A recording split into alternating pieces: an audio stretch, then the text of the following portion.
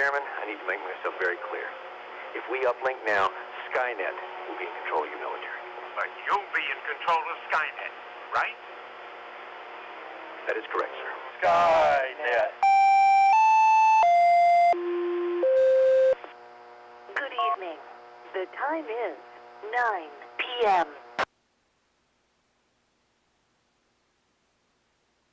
Does anyone need to use the repeater before we begin the 9 p.m. Skynet?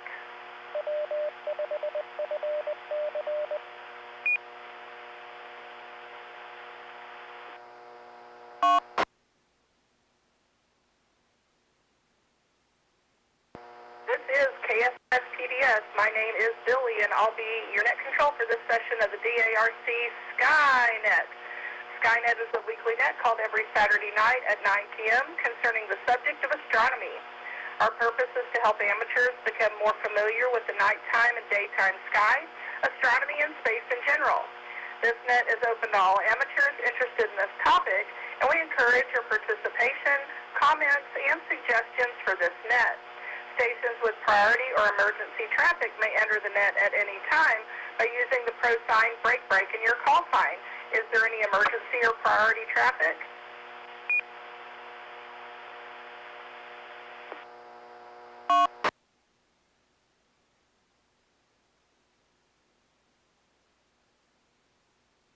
This is a directed net.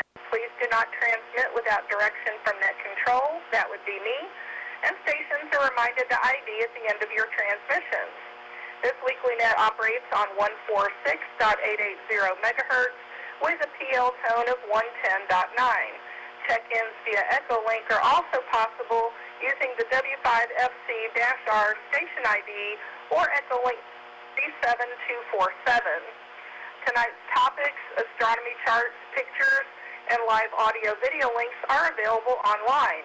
Go to www.w5fc.org right now for the complete list. And remember to tell others about this popular net. You can now check into the net electronically by going to the club website, w5fc.org, look for tonight's announcement, and click on the hot link to check in. We will acknowledge you on the air, and don't worry, if you want to check in via voice, we will continue to do that too over in Echolink. All amateur radio operators are welcome. You need not be a member of any amateur radio club to participate. The net is 90 minutes long and is structured in several parts.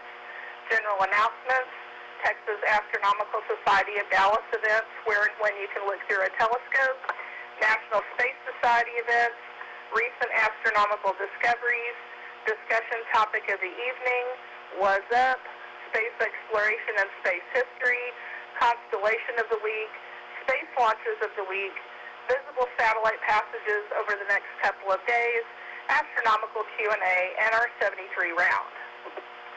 All amateurs licensed to transmit on this frequency are invited to check in. We currently have the following people checked in via w5fc.org.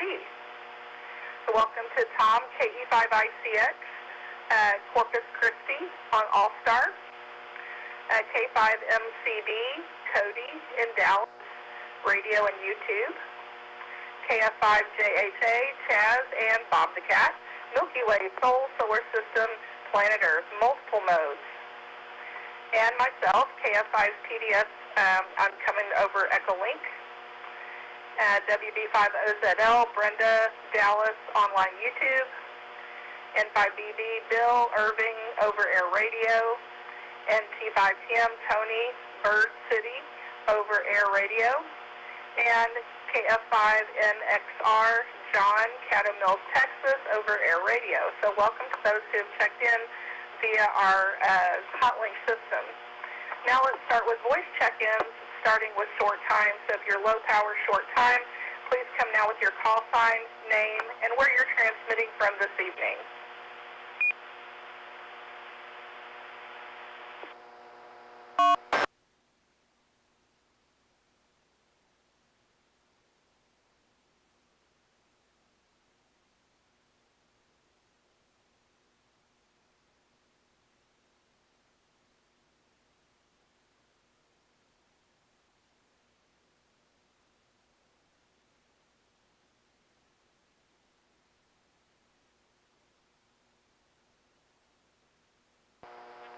low power short time. We will go ahead and move on to general check-ins. So same request, if you will please give me your name, call sign, and where you're transmitting from. General check-ins.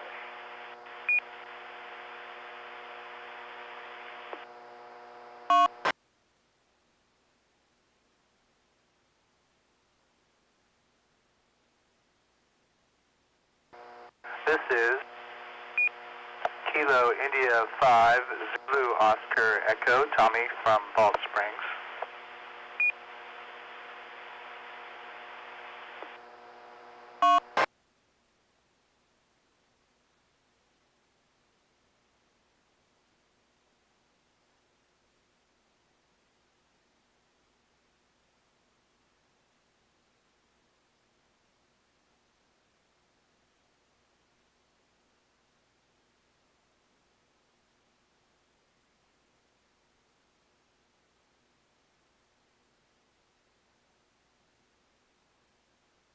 Copy that. Kilo India 5, Zulu Oscar Echo, Tommy in Balch Springs. Do we have any other general check-ins? So please call with your name, call sign, and where you're transmitting from.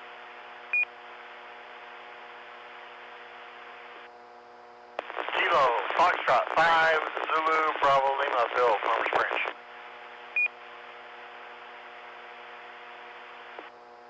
Hello to my favorite net. This is Kilo 5, Juliet, Delta Whiskey, John in Coppell.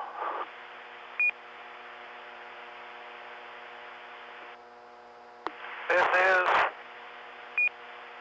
Kilo, Golf 5, Whiskey, Victor, Lima, James in Carrollton.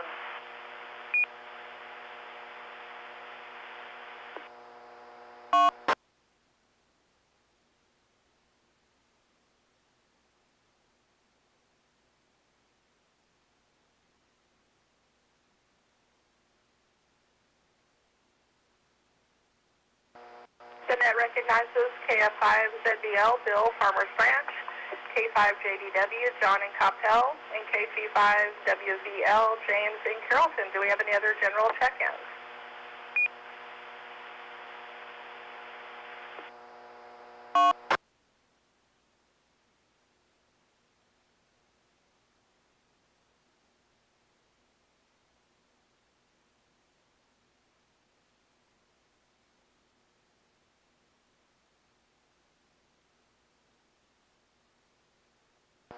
During any other general check-ins, so we'll move over to EchoLink.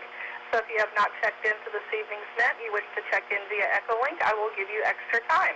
You'll please give me your name, call sign, where you're transmitting from.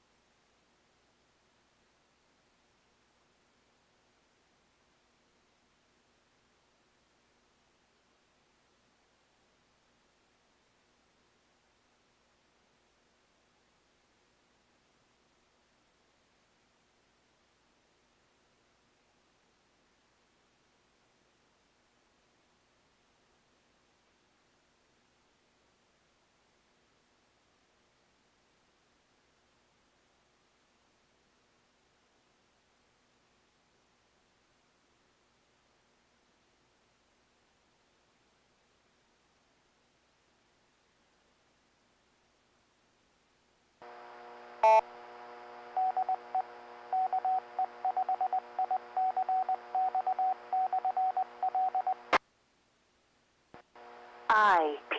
address 192.168.50.4 192.168.50.6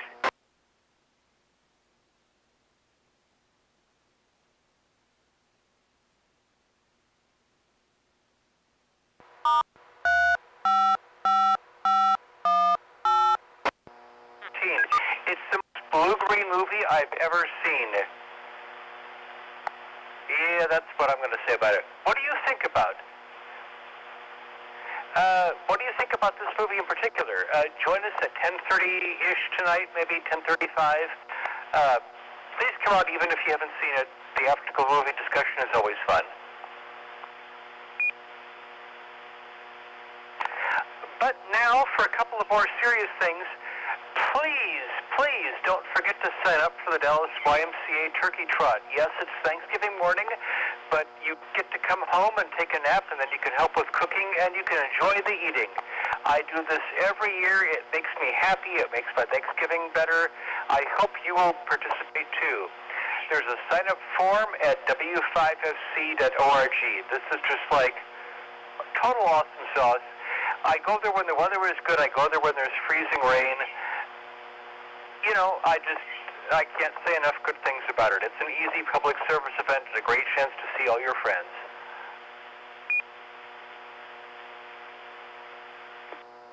Node 5. And then after you've been to Turkey Trot, please go to the Dallas Marathon. This is a big event. It's like D-Day for area hams. We need 100 to 150 volunteers, and there aren't that many volunteers yet. Go to your favorite search engine and search for Dallas Marathon Comms. Dallas Marathon Comms. The URL is awful. It can't be given on the radio because it's unintelligible, but you'll find many good friends. Even if it's your first public service event, we'll help you and stand by you and get you ready and going. Just like Turkey Trot, they have an urgent need for volunteers. I sure hope that if you're listening to this net, you can go participate. NT5TM, back to net.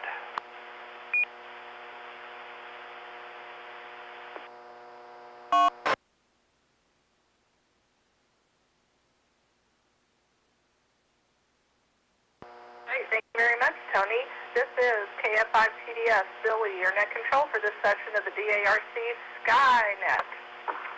All right, I'll go ahead with some other announcements. The AMSAT Radio Amateur Satellite Group has 3 nets available to Dallas residents.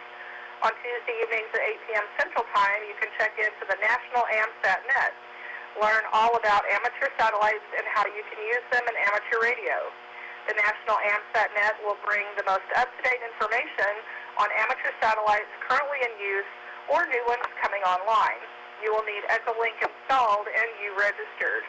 You can find the net under Groups and AMSAT. Also, a live audio link is available on their website at www.amsatnet.com. This net originates in Houston, Texas. 2 local nets are available in Dallas. Both of these nets encourage active check-ins. You can ask questions of the net control as well as others checked in.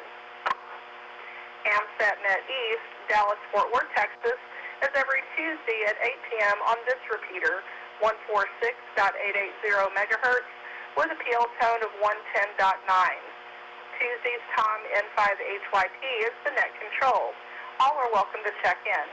First Tuesday of the month is the DARC Club Night, so no AMSAT East on that night. Dallas AMSAT Net West is every Wednesday at 9 p.m. on the Arlington repeater, 147.140 megahertz, with a PL tone of 110.9 and a positive offset.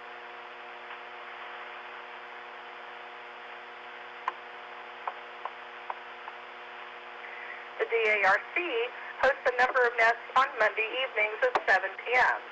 Check the w5fc.org website. This coming Monday, is Fourth Week GeekNet, Geek Beyond Ham Radio. This Monday, Geek Out Beyond Ham Radio. We expand topics to include computers, science, space, news of the weird, and much more. No topic is off limits just as long as it's geeky. Tony and T5TM is net control. Saturdays are the Night of Nets, where we keep the airwaves buzzing until midnight. Here's the lineup. TechNet from 7 to 8 p.m. Q&A on all things ham radio related. There's also a swap meet, Rookie's Corner, news and information, and ham radio events and contests, alternating at control each week. Skynet from 9 to 10:30. Astronomy, space, and space exploration are the topics. Also, news and information, satellite passes, and the Constellation of the Week. Join this popular net about ham's second most favorite hobby, astronomy, alternating net control. Afterglow Movie Net from 10:30 to midnight. Will it be a hit or the dreaded miss? Thumbs up or thumbs down? You make the call. We watch in the science fiction movie and then review it for about 90 minutes. We discuss plot, characterization, special effects, music, and answer the question, will I dare watch this movie ever again? Everyone is welcome to check in, even if you haven't seen the movie, which might actually be a plus. First and third Sundays is the Dallas Amateur Radio Club meeting on the air. What's going on in your ham world? Tell us. Also learn about the club that maintains this popular repeater, the Dallas Amateur Radio Club. Club news and information, events, activities, including club meetings, lecture and lab, public service events, contests, and just general discussion. Everyone can check into this net. Node 48902. Timeout. And daily is the ARRLNet National Traffic System Training Net every night at 6:30 p.m. Central Time. Learn how the message traffic is handled on this formal training net. Newbies are welcome to check in, as this is a training net.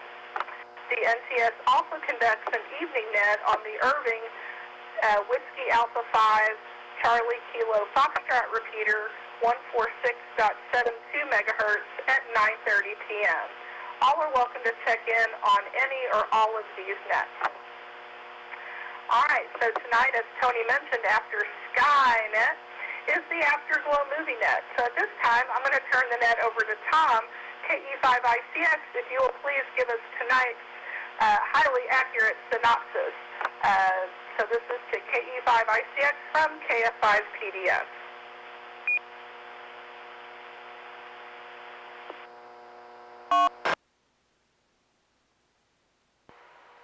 Well, thank you, Billy, and thank you for doing the net this evening. Here it is. Biggs heard a knock at the door. He wasn't going to fall for it again. Last time it was a land shark. He'd seen that routine before, and he wasn't going to fall for it again, especially considering his climate tower was miles inland and a thick sheet of ice covered the pathway in. Eventually, the land shark wandered away. Another knock at the door. Who might it be? The answer came quickly. Hello, this is Joe for post-apocalyptic heating and cooling. I hear you're having some trouble with your weather control tower. There was no denying it. Biggs was having trouble with it. Sub-zero temperatures were getting the best of him and folks inside. Plus, the giant ice maker was on the fritz, too. Yeah, he said cautiously. I don't remember making a call. The mysterious man responded, I know, it's part of your warranty, maintenance plan. You should have gotten an email that I was coming. Biggs never checked his email, and since it was post-apocalyptic world, there was very little email to actually read. He opened the door and let the heating AC guy in, who immediately responded with a concerning comment. It's lunchtime. You don't mind if I have a bite to eat before we get started. Post-apocalyptic worlds did have a high degree of cannibalism. Join us for our commercially released The Colony from 2013 tonight at 10:30 p.m. Thank you, Billy. This is KE5ICX.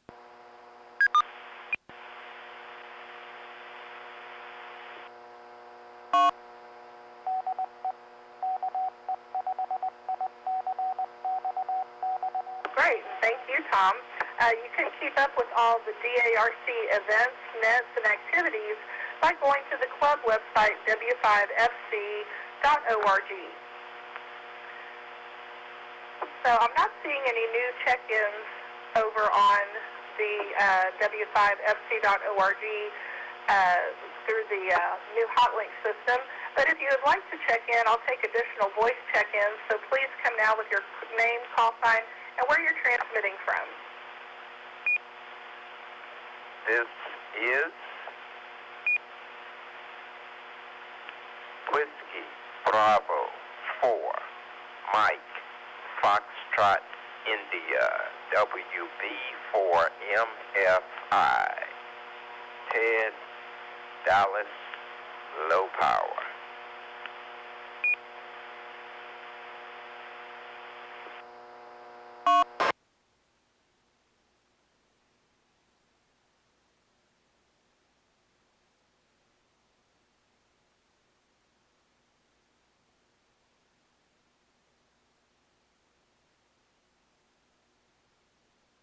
Hi, that welcomes Whiskey Bravo 4, Mike Foxtrot India, Ted Dallas Low Power. Welcome to Skynet.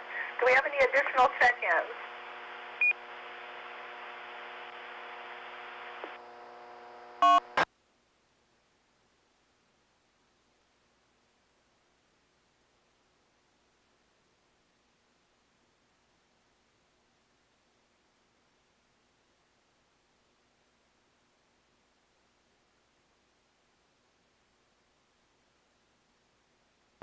Hearing any additional, so we'll move on to Texas Astronomical Society of Dallas events, where and when you can look through a telescope.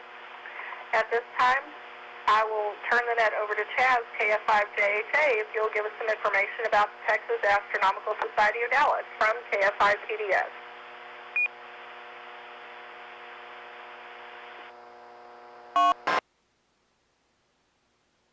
Thank you, Billy. Good evening, everyone. This is KF5JHA, Chaz. There is no Texas Astronomical Society of Dallas Club meeting in December because of a holiday party and awards banquet.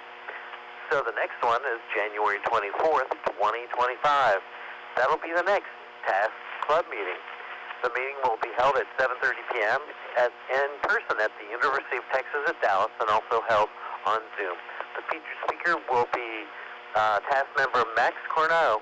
His topic will be orbital light pollution. Wow, I've had that happening to me on images that I've been taking. Saturday night public observing sessions continued. Now, Skynet was picked to be on Saturday night so there could be reports, an opportunity for live reports from the observing sessions. Currently on the fourth Saturday of the month, which is tonight, there is no scheduled stargazing. So, you can check the TASC website, texasastro.org, for up-to-date information and details about meetings and public observing sessions. Thank you, Billy, and it's back to you. This is KF5JHA.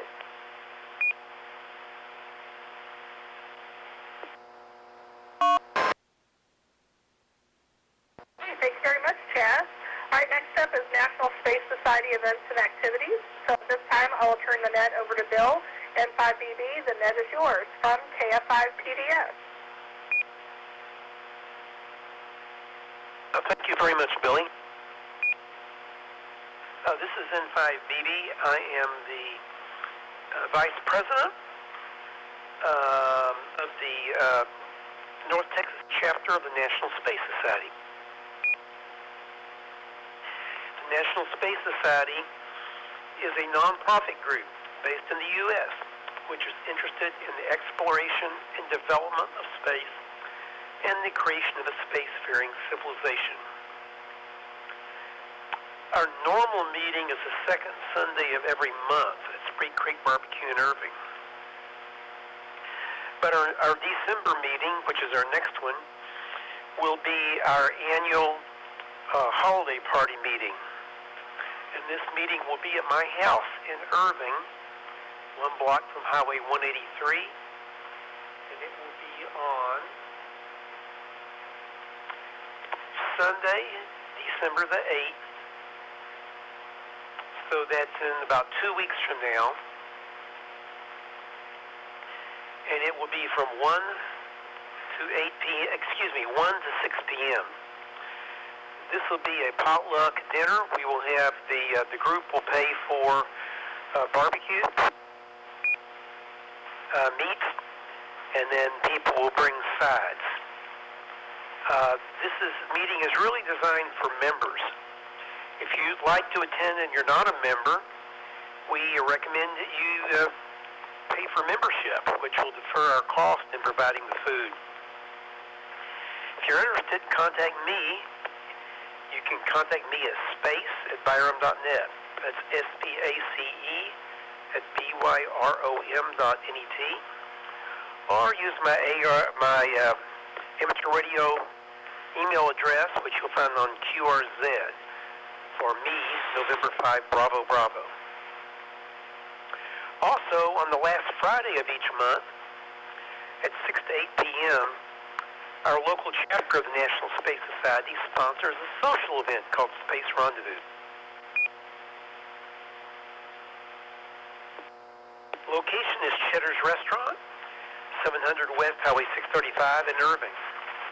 Anyone's welcome to attend. You do not have to be a member to participate. The next Space Rendezvous will be held this coming Friday, November the 29th. That's the day after Thanksgiving. Again, if you have any questions about that, you can contact me. Our local National Space Society chapter website is ntx.nss.org. We also have an active Facebook page. In Facebook, type National Space Society of North Texas to search. If you have any questions, again, contact me. Thank you very much, Billy. Back to the net. This is N5BB with the National Space Society.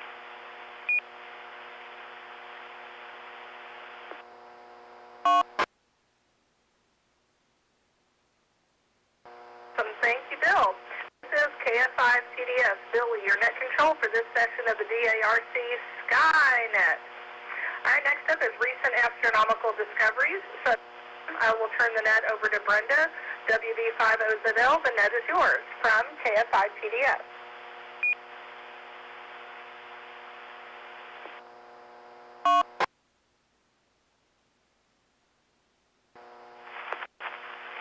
Stand by. I need to find it. Give me just a second.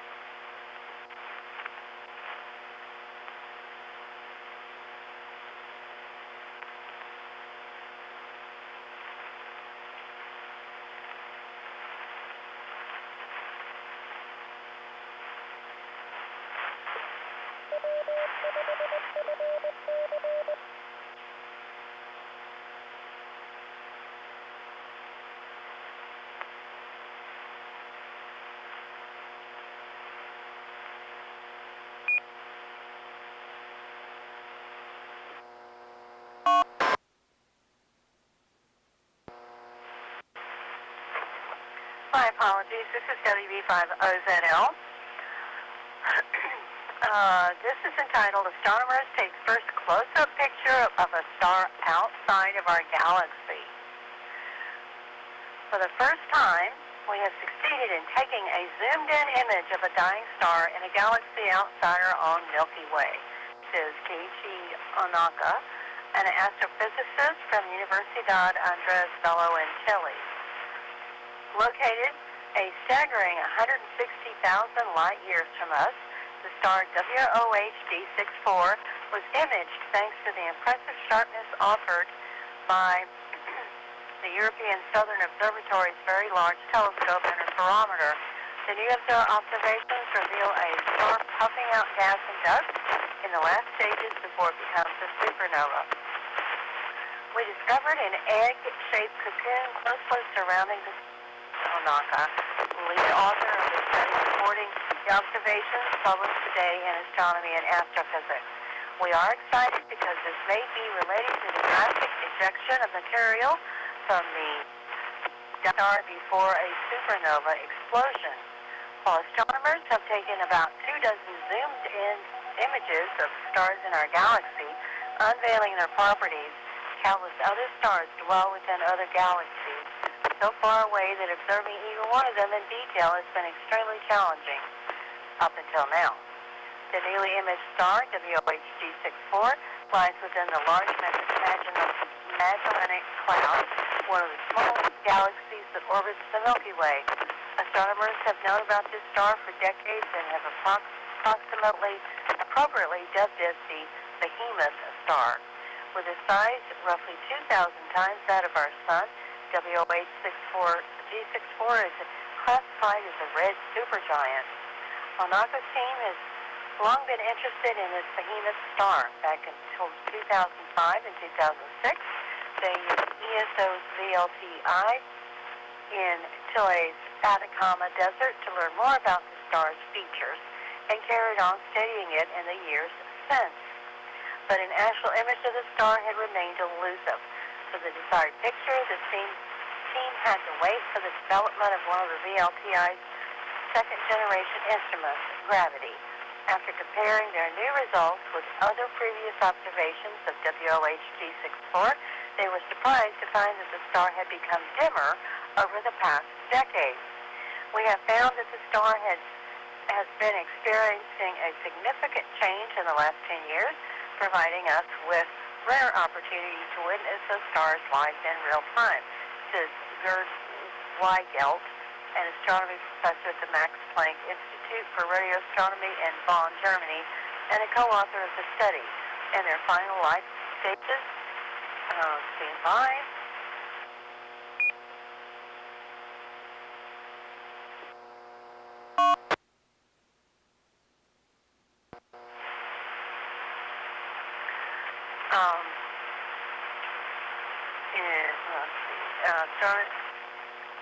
In the final life stages for supergiants like WOHG64 shed their outer layers of gas and dust in a process that can last thousands of years. This star is one of the most extreme of its kind, and any drastic change may bring it closer to an explosive end, as co-author Jaco van Loon, Kiel Observatory Director at Kiel University, UK, who has been observing WOHG64 since the 1990s. The team thinks that these shed materials may also be responsible for the dimming and for the unexpected shape of the dust cocoon around the star. The new image shows that the cocoon is stretched out, and by the way, there is an image if you're online, which surprised scientists who expected a different shape based on previous observations and computer models. The team believes that the cocoon's egg-like shape could be explained by either the star's shedding or by the influence of a yet undiscovered companion star. As the star becomes fainter, taking other close-up pictures of it is becoming increasingly difficult, even for the VLTI. Nonetheless, planned updates for the telescope's instrumentation, such as the future Gravity Plus, promise to change this soon. Similar follow-up observations of the ESO instruments will be important for understanding what is going on in the star. All right, back to net. This is WB5OZL.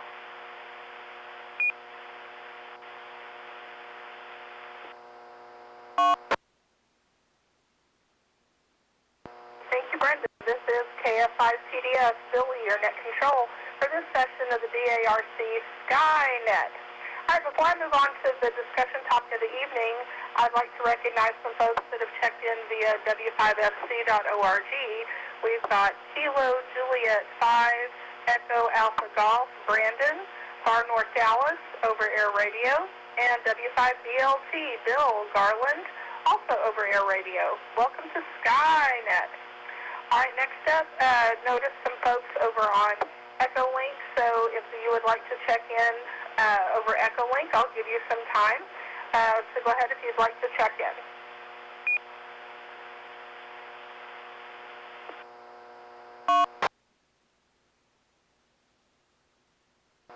Kilo Juliet 5, Golf Oscar Tango, John in Dallas.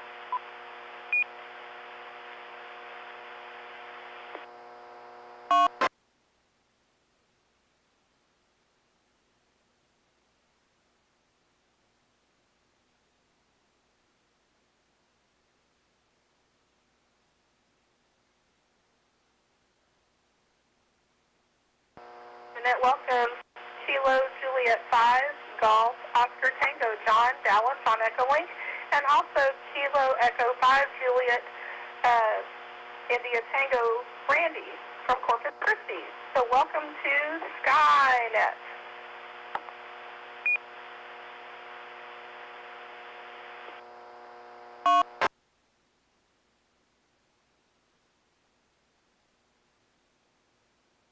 So for tonight's discussion topic of the evening, I like to look at NASA missions, especially ones that are up and coming either during this time of the year, the last quarter of 2024, and the beginning of 2025.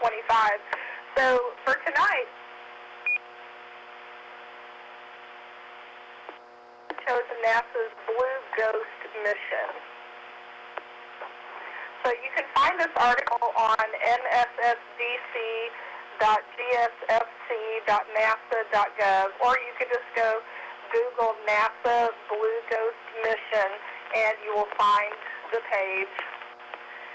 So Blue Ghost Mission 1 is a lunar lander designed to deliver 10 payloads to the lunar surface in 2024. The objectives of the mission are to investigate heat flow from the lunar interior, plume surface interactions, crustal electric and magnetic fields. It will also take X-ray images of the Earth's magnetosphere. Technology tests include regolith sampling, regolith adherence, global navigation satellite system abilities, radiation-tolerant computing, and dust mitigation using electrodynamic fields. Blue Ghost Mission 1 was selected through NASA's Commercial Lunar Payload Services, or CLPS initiative, in which NASA contracts with a commercial partner, in this case Firefly Aerospace, that provides the launch and lander. The Blue Ghost lander consists of a box-shaped structural framework and 4 landing legs. It has 2 decks for mounting equipment and 155 kilograms of payload capacity. Power is provided by solar panels that can be mounted on the sides of the spacecraft or deployed so they can be protruding above the top deck, depending on the orientation of the spacecraft and the sun. The arrays provide 450 watts nominal power and a peak of 650 watts. Thermal control is obtained using heat pipes, radiators, multi-layer insulation, and active heaters. Communications at the surface allow 6 megabytes per second downlink average, 10 megabits, Mbps, please feel free to correct me, 10 megabits per second peak, and 0.2 kilobits per second uplink average, and 2 kilobits peak.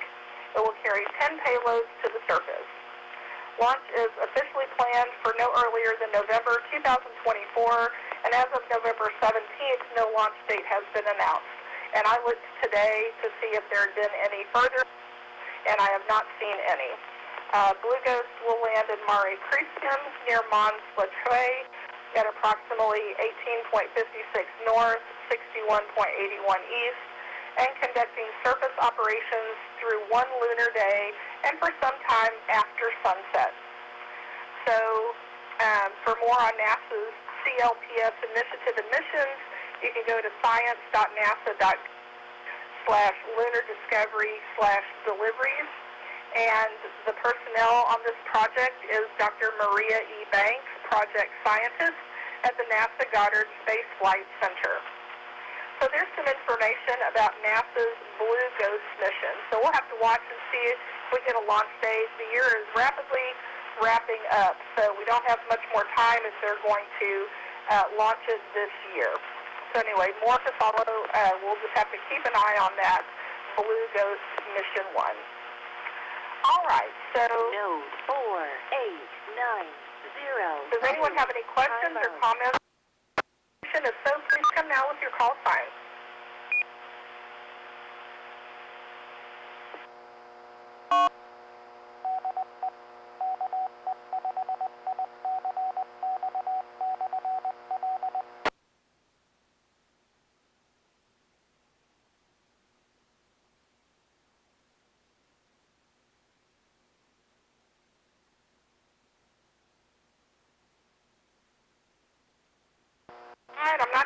anything, and I just, Mbps is megabits per second. So just wanted to make sure I got the notations correct. So does anybody have anything to say about any NASA mission? Are you interested in a particular NASA mission? Is there one that you're currently following besides Artemis? I know that's the big one that we're all interested in, but does anyone have any interest on any other NASA missions that they're watching or just saw launch or anything? So if you have any information about any NASA mission that you're interested in, please come down with your call sign.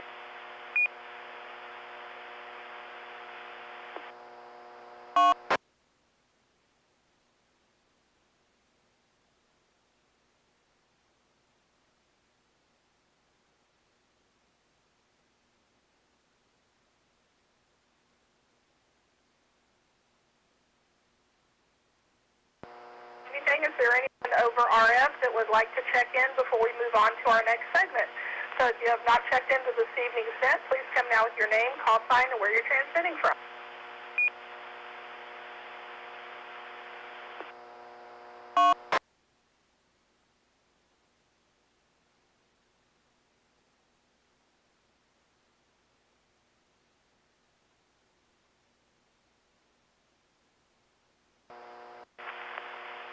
Okay, I'm not hearing any over air, and I'm not seeing any over on the W5FC.org.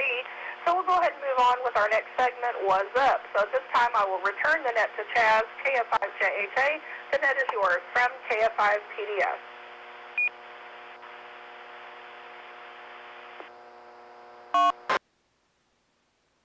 Billy, good evening, everyone. Once again, this is Chaz, KF5JHA. We call this segment of Skynet What's Up because it's all about what's going on astronomically over the past couple of weeks and what's going to happen over the next couple of weeks and beyond. That was slide master. That was slide number 2. Slide number 3, please. Our slide changer, if you didn't know, is Tom, ICX. We've talked about the prediction of the nova of a star, T Corona Borealis, which may erupt at any time. It's currently at a brightness of around 10th magnitude, which is much too faint to be able to be seen with just your 2 eyes. In fact, you can't see it with binoculars. You need a telescope. But when it goes nova, T Corona Borealis could be as bright as the North Star. Now, the North Star is 2nd magnitude. I can see the North Star with just my 2 eyes from a very light-polluted location in Mesquite. Interesting. Slide, master, slide number 4, please. This image was taken, on Tuesday, November the 19th, using my ZWO Seastar. The large sunspot complexes on the sun are so large that at times you can just use your solar eclipse glasses to see them. The sun is near its 11-year solar maximum. We've talked about this solar cycle in the past Skynets, and I have insider information that next week's Skynet's feature topic will be about the solar cycle. Interesting. Slide number 5, please.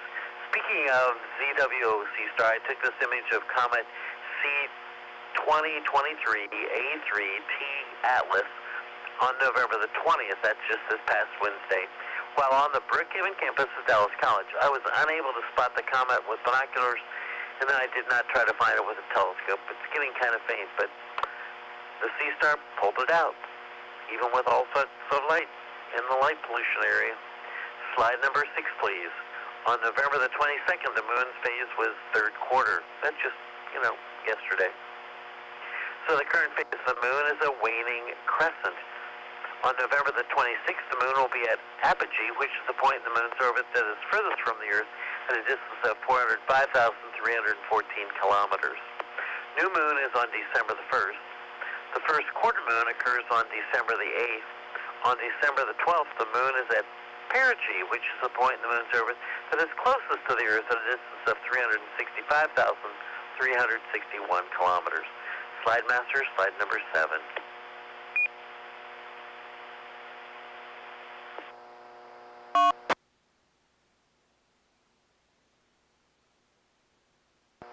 On November the 26th, the moon and the asteroid Vesta are in conjunction in the early morning sky. You'll need at least a pair of binoculars to see Vesta. I've seen the Vesta with a pair of 20 by 80 binoculars from on top of the in the parking lot. of the UT Dallas campus. So pretty easy to read. Slide master, slide number 8. In the early morning of November 27th, the moon approached the bright start Spica. At 4:40 and 23 seconds a.m. Central Standard Time, Spica will disappear beyond the moon. At 5:15 and 3 seconds a.m. Central Standard Time, the moon will be uncovered. Uncover Spica.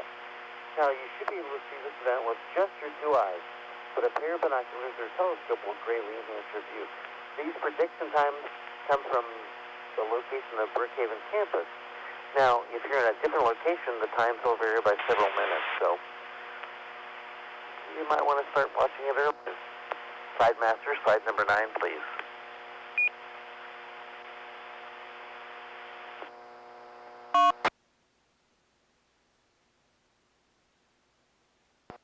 On the night of November 27th, 28th, the peak of the November Orionid meteor shower could produce about half a dozen meters in an hour. The best time to observe the meteors is usually the hour before dawn, because this is the side of the Earth that's running into the debris. If you want more information about meteors and meteor showers, you can visit the International Meteor Organization at imo.net or the American Meteor Society at amsmeteors.org. Slide number 10. On November the 28th, the asteroid Juno and the moon will be in conjunction in the early morning east-southeastern sky. Slide number 11. On December the 3rd, the moon and Mars are in conjunction in the east-southeastern evening sky. Slide master, slide number 12, please.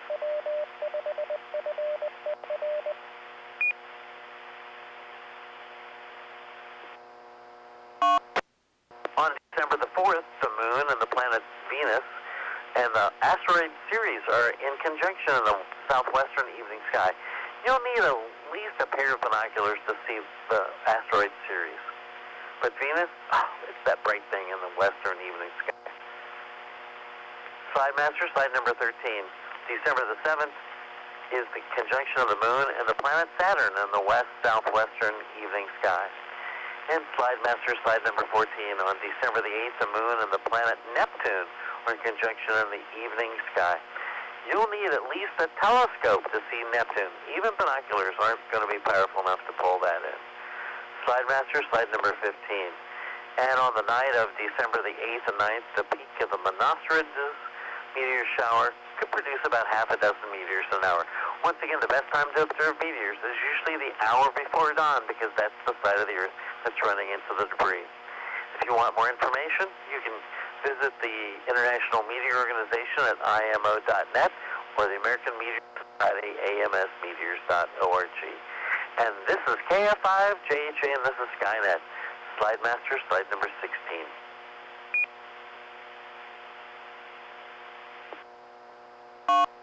I've given you a lot of information over the last few minutes. Now, do any of you out there in Radio Land have questions, or maybe you need a fill?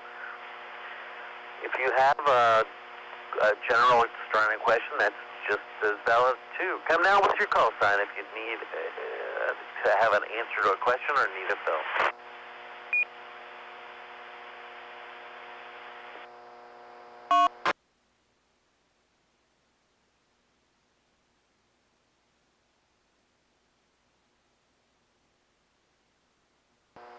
Nothing. Slide master, slide number 17. So as the moon wanes, so do these words of this segment of Skynet. Stay safe, keep well, pray for our world. It's the only one where humans live, at least right now. Until next time, actually, I'll be doing another segment of Skynet in a few minutes.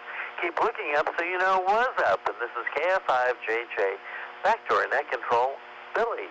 KF5PDS, it's yours.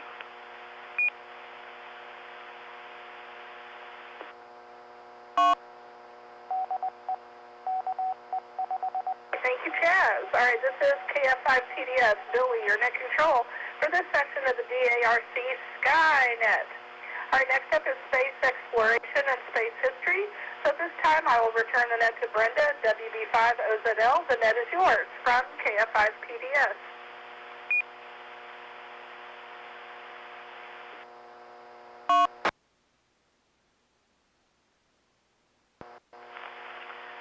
Thank you, Billy.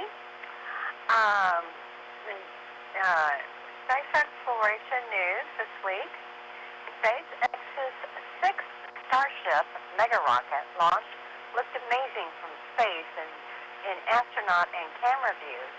The largest rocket ever built on its sixth test flight earlier this week, wowing spectators on the ground and even some in space. SpaceX's monstrous 400-foot tall Starship rocket launched Tuesday evening, November 19th, lifting off from SpaceX's Starbase facility in South Texas at 5 p.m. EST. The spectacle was watched by tens of thousands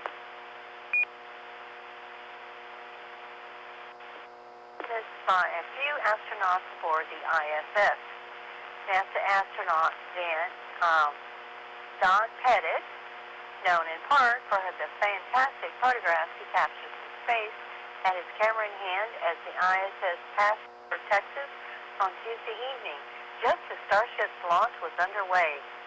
We just happened to be overhead, Pettit said in a social media post on X, sharing a photo of the rocket's launch plume against the deep blue backdrop of the Gulf of Mexico. Pettit's camera wasn't the only one on the ISS to capture SpaceX's Starship Flight 6 from orbit. The Earth imaging company SEN recorded stunning high-resolution views of the launch from its 4K cameras mounted to the exterior of the space station. Congratulations, SpaceX, on the incredible sixth test flight of Starship. We captured the launch plume live from our cameras on the space station, Sen wrote on X and YouTube while sharing the video. Sen has been testing its new 4K resolution cameras on the ISS exterior for the last several months. The SpaceX mission was the first Starship to launch in the latter half of the day, positioning the sun opposite where it was during the first 5 Starship launches. The shift shined a new light on Starship for viewers as the golden hour sun glistened off the rocket's frosty silver exterior. The difference in lighting could be seen from orbit too. A blue haze of atmosphere filters Earth and sea in Pettit's photo as the sun illuminates Starship exhaust plume to a strikingly contrasted white tail, which cast its miles-long shadow on the water below. And there's the picture here. By the way, Don Pettit one time was on Skynet here and talked to us. It was very exciting. Next, Blue Origin launches 9th crewed New Shepard mission. Stand by, please.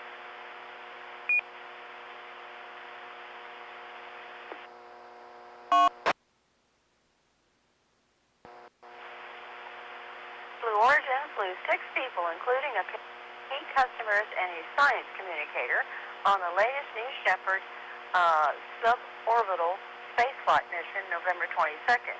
The New Shepard vehicle lifted off from Blue Origin's launch Site 1 in West Texas at 10:30 a.m. Eastern.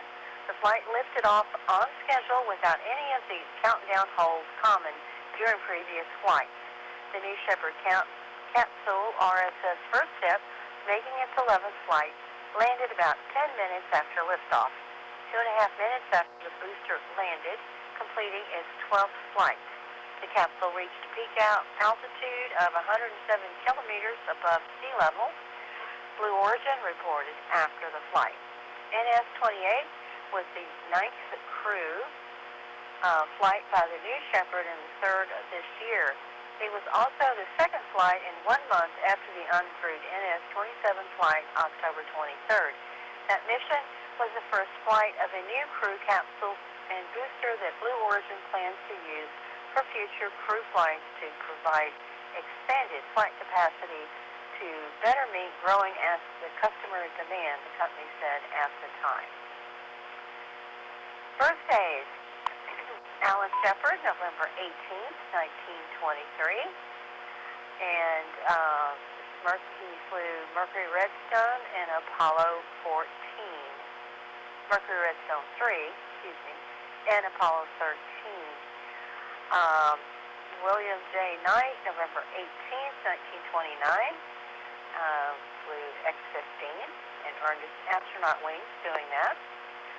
Mark Brown, November 18th, 1951, flew two STS missions, 28 and 48. Eileen Collins, November 19th, 1956. She had shuttle missions STS 63, 84, 93, and 114. Nicole Stott, November 19th, 1962. STS 128, Expedition 20, Expedition 21, STS 129, and 133. Nicholas Patrick, November 19th, 1964, STS 116 and 130. James Dutton, November 20th, 1968, STS 131. Henry Hartsfield, November 21st, 1933, STS 4, 41D, and 61A.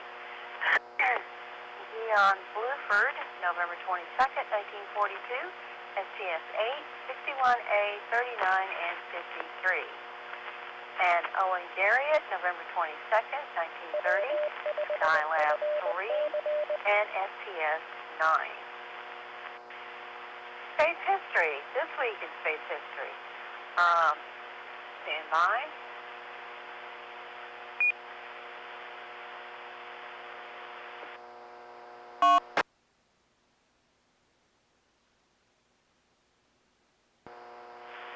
Sorry. Apollo 12 flew November 14th to 24th, 1969. Apollo 12's lunar module Intrepid, crewed by Charles P. Conrad and Ellen Alvin, landed in the lunar ocean of Storms region, marking the first pinpoint lunar landing. Shortly after that, Conrad and Bean had an otherworldly meeting with the spacecraft parked 600 feet from the LM Surveyor 3, which had been launched in 1967. This remains the only time Apollo astronauts had contact with other spacecraft on the moon's surface. November 23rd, 2015, Blue Origin sticks first rocket landing. Blue Origin rocket made a historic landing. Before this time, rockets were primarily single-use only, even SpaceX's rockets. Blue Origin changed the concept forever. After launching the New Shepard capsule safely into space, the rocket started heading back to Earth. It flew towards the landing pad, fired its engines to slow down, and touched down softly on the ground. This is the first vertical landing in history. The milestone meant that rockets could be reused for multiple missions, which saves money and reduces waste. November 20th, 1988, the Zarya, which means sunrise, Russian module, one of the first two International Space Station modules, was launched from Kazakhstan in 1998. Here it is photographed by the STS-88 Endeavour crew weeks later.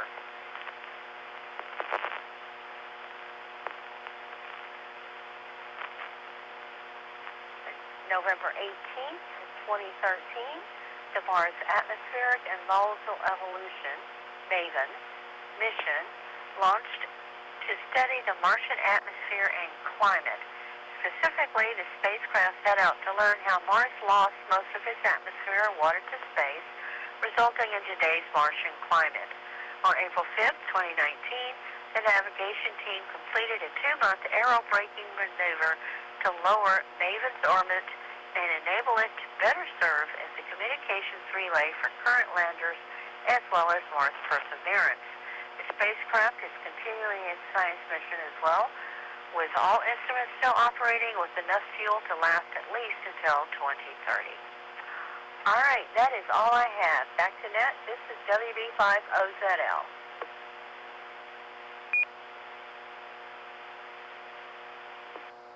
Good evening. The time is 10 p.m. Great, thank you, Brenda. This is KF5TDS, Billy, your net control for this session of the DARC Skynet. All right, before we move on to our next segment, I'd like to recognize a check-in via the W5FC.org Link is November 5 Oscar Foxtrot, Clay and Mesquite over on YouTube. So welcome to Skynet, Clay.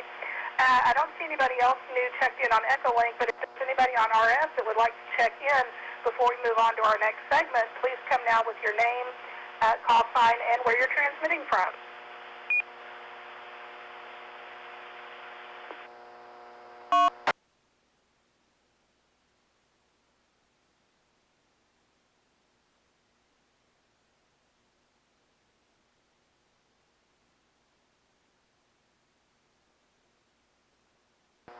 Any further check-ins, so we'll move on to our next segment, Miss Carolyn's Constellation of the Week. So at this time, I'm going to return the net to Chaz. KF5JHA, the net is yours from KF5PDS.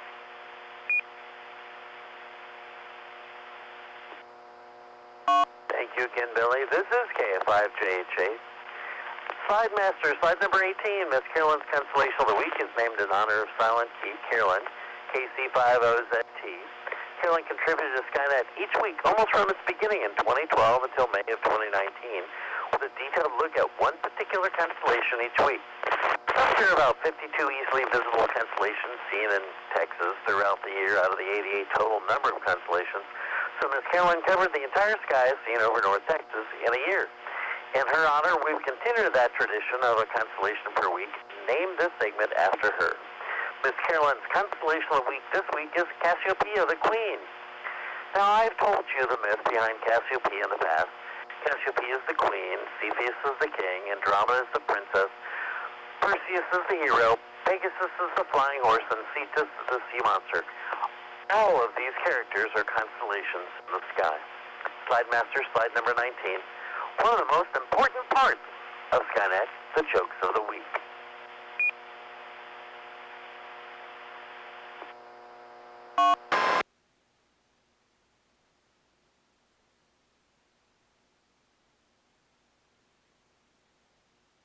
Any of you out there were at the recent Task Club meeting 8 days ago, then you heard us cover Cassiopeia, and the same jokes are in effect.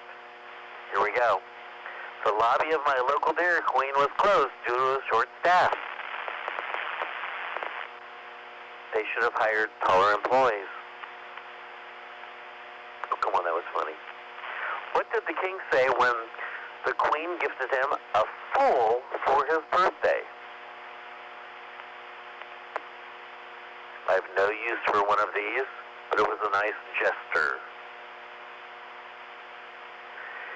If there is a king and queen-size mattress, where does the prince sleep? Well, this is an obvious answer. He sleeps on the air mattress. What role does Queen Latifah play on The Equalizer? It's still being run on CBS, I believe. What role does she play? A vigilante. Oh, come on, these are all funny jokes. And this is KF5JJ, and this is Skynet. Slide Master, slide number 20, please.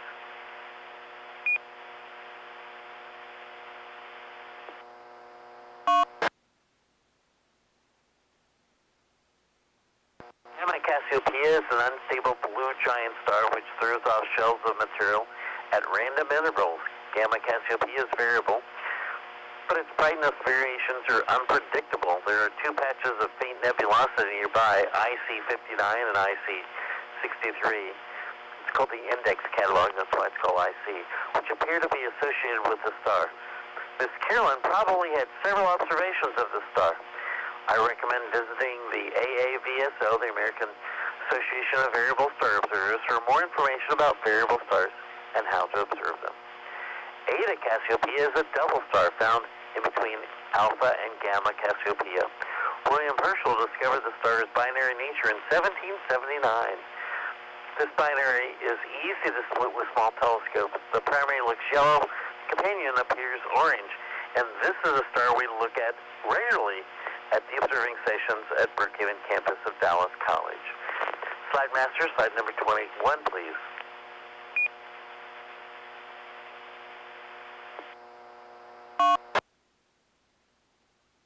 Missy, Object number 52 is called the Salt and Pepper Cluster. It is an open cluster discovered by Messier himself in 1774. Appearing as a fuzzy patch in binoculars in small telescopes, over 100 individual stars are seen with some different colors. The 80 millimeter short focal length refractor shows a M52 as an easily noticeable round fuzzball at 8 power, with a single foreground star visible near one edge. 16 power makes it bigger and brighter with no resolution. 24 power starts to resolve some of the brighter stars. Slide master, slide number 22. M103. This is a cluster that's not very dense. Binoculars will resolve the bright stars in the group, making it a nice object in binoculars and small telescopes. The cluster has somewhat of a triangle shape. Therefore, has been noted as the fan shape. We're having a Christmas tree-like shape. Oh, that's not too bad. We're only, 6 weeks away from Christmas. A number of the stars have different colors, making for some nice color variations. In an 80 millimeter f5 telescope, the triangle outline is easily noticeable, with the triangle surrounded by many fainter stars that are partially unresolved. One bright star that is not part of the triangle is a yellow-orange color. Other stars are white or blue-white. Slide master, slide number 23, please.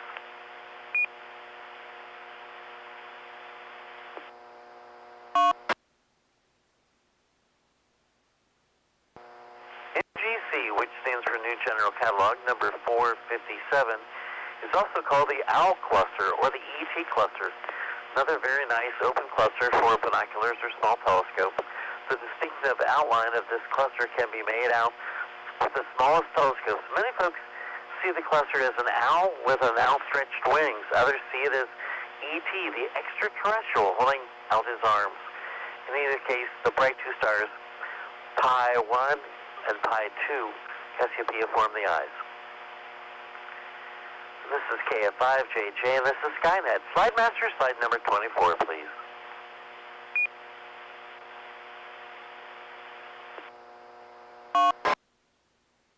There are a few more Astronomical League observing program objects in the constellation of Cassiopeia. Well, that's an understatement.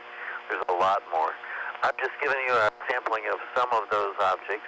The Astronomical League has, at last count, 74 different observing programs, most of which have around 100 objects. Now, if you observe just 10 of those objects in an observing program each month, then you can earn an observing certificate and a pin from the Astronomical League in about a year. Slide master, slide number 25, and that is Miss Carolyn's Constellation of the Week, Cassiopeia the Queen.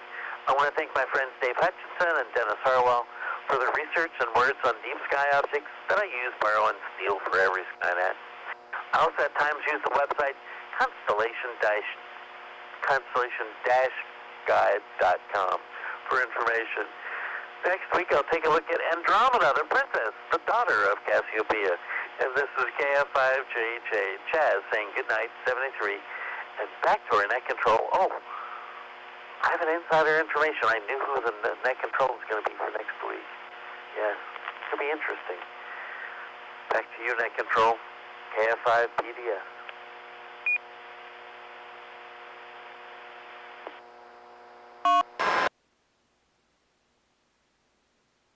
Great, thank you, Chaz. All right, next up is 6 launches for this week. So at this time, I'll turn the net over to Tom, KE5ICX. The net is yours from KF5PDS.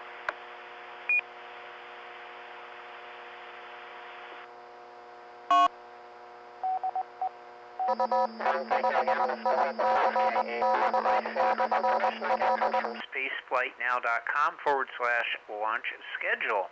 You can do the same thing and look all these things up. Most of these launches are televised, or at least they're streamed on the internet, so you might be interested in watching a few of these missions. They're numerous. The next one coming up is November 24th, 25th, overnight from Electron. This one is at 4:55 a.m. New Zealand Daylight Time, it says, on the 24th. Launch Complex 1 at Mahia Peninsula in New Zealand. A Rocket Lab Electron rocket will carry the third batch of 5 nanosatellites for Kinéis Internet of Things, or IoT constellation that will ultimately consist of 25 satellites. According to Kineis, the AIS, which is the Automatic Identification System, is a maritime system for the automatic identification of ships using a VHF frequencies. Then we have on November 25th a Falcon 9 launch. This is from SLC-40 at Cape Canaveral in Florida. A SpaceX Falcon 19 will launch another batch of Starlink V2 mini satellites into low Earth orbit. First stage booster is scheduled to land on a drone ship in the Atlantic Ocean.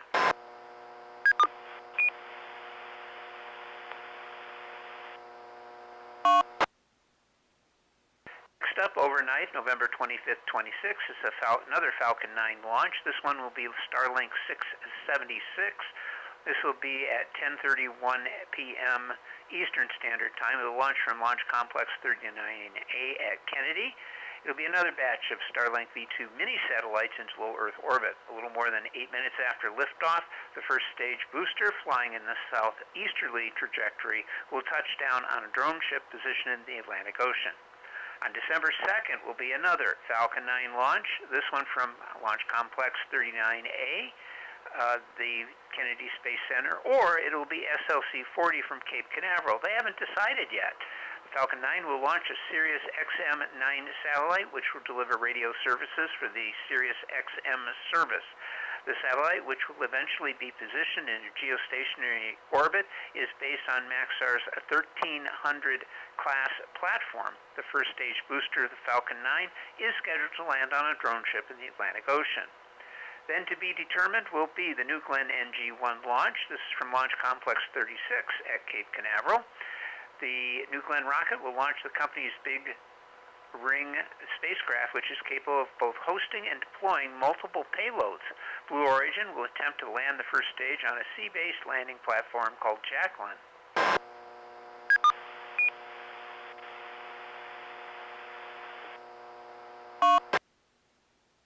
And since we have some time, we have in spring of 2025, New Glenn Escapade that'll launch from Launch Complex 36, this is to be determined when, at Cape Canaveral. The Blue Origin New Glenn rocket will launch a pair of identical spacecraft called NASA's Escape and Plasma Acceleration and Dynamics Explorer, which is an acronym for Escapade. The two satellites, named Blue and Gold, will make a roughly 11-month journey to Mars, where they will then perform about an 11-month science mission while orbiting the Red Planet. Red and Blue were manufactured by Rocket Lab over 3.5 years and carry science experiments from the University of California, Berkeley. This will also be a launch of the New Glenn rocket with also a feature to land attempt on a landing barge in the Atlantic Ocean. And then finally on this one, the Vulcan Centaur Dream Chaser 1, we keep waiting. SLC-41 from Cape Canaveral to be determined. This is United Launch Alliance's Vulcan Centaur rocket will launch on its second demonstration flight with Sierra's Dream Chaser cargo vehicle for the International Space Station. Dream Chaser is a lifting body resupply spacecraft that will launch on top of a rocket and land on a runway. This will be Dream Chaser's first flight into space. So we'll wait and see what happens there. That's it, Billy. Would you like me to do Heavens Above next? This is KE5ICX.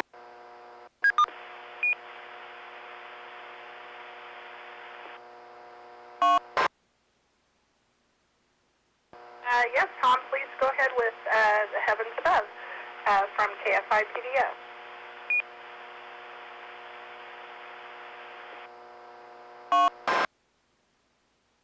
Okie dokie. This is very short. We're not in a real favorable position for seeing satellites from space right now, but we do have the two that we always track, and that is the ISS, the International Space Station. We have just one pass this week, and next week on December 1st will be a minus 1.8 magnitude. There is one at minus 1.7 magnitude. It's very low in the sky and very short. So this is the second pass, which comes 90 minutes later at 19:20 in the evening out of the northwest. It will reach its highest point at just 26 degrees at 19:22, and it will fall to the west-northwest at 19:22:07. So it goes into shadow. Next up is the Tiangong space station. That's the Chinese space station, which is currently in orbit. I've got two passes for that. We have November 25th. This one's 1.2 magnitude at 18:17 in the evening out of the west-southwest. Reaches its highest point at 18:18. And it will fall to the south-southwest at 18:20. And then on December 2nd, a 0.9 magnitude. This is at 6:38 a.m. out of the south. It'll reach its highest point at just 18 degrees at 6:40, and it'll fall to the east at 6:42. And Miss Billy, that's it. That's all I got for you. This is KE5ICX.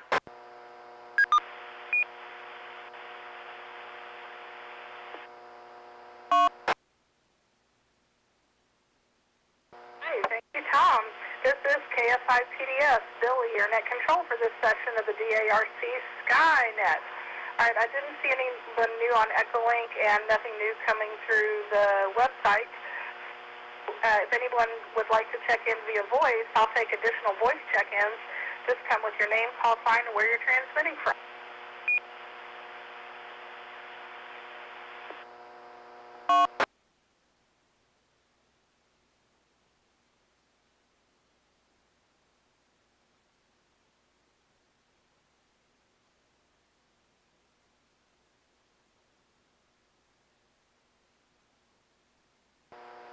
Check in. We have some time for some astronomical Q&A. Is there anyone out there that has any astronomical questions? We'll try to answer those questions.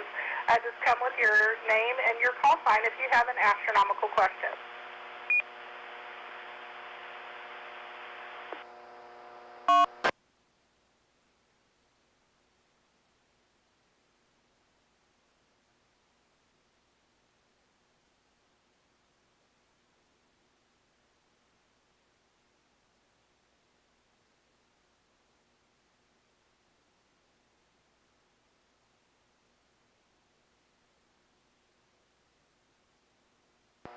Any astronomical questions, so we'll go ahead with our 73 round.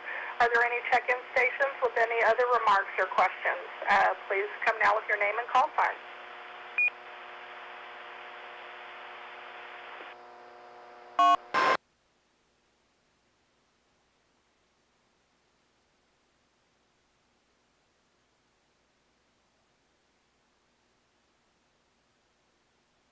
Not hearing anything. Does anyone need any fills? Are there any last call check-ins? This is the last call for check-ins. If there's anyone out there that would like to check in, please come now with your name, call sign, where you're transmitting from. This will be the last call.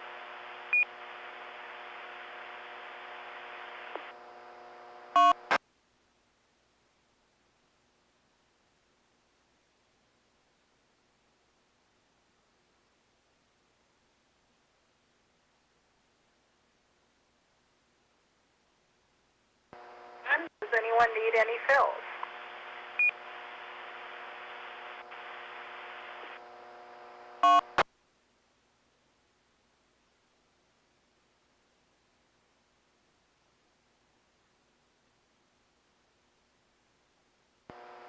So we'll go ahead and close tonight's net. Tonight we had 21 hams participating on the air, so thank you to all who checked in this evening. We hope you'll join us here next week and every Saturday night at 9 p.m. to discuss astronomy, space, and space exploration. On this net, the sky is never the limit. We are always looking for net control stations for this and all the other DARC nets. If you would like to try your hand at this, contact any of the net controls by sending an email to nets@w5fc.org. You can follow topics and discussion about this net and astronomy in general on Facebook and X, as well as our audio and video streams, video archives, and other useful internet resources by going to w5fc.org at the conclusion of this net. So until next Saturday night, this is KF5 PDS Billy, shall be closing the net at 22:20 local time and returning the repeater to normal amateur use. 73, everybody, and enjoy the evening discovering the universe. And I hope everyone has a wonderful Thanksgiving. And remember, following Skynet is the Afterglow movie net, which will start up here in a little bit. It's usually at 10:30, so it gives about a 10-minute break. Where the movie discussed will be 2013's The Colony. All right, so 73, everybody, enjoy the evening discovering the universe.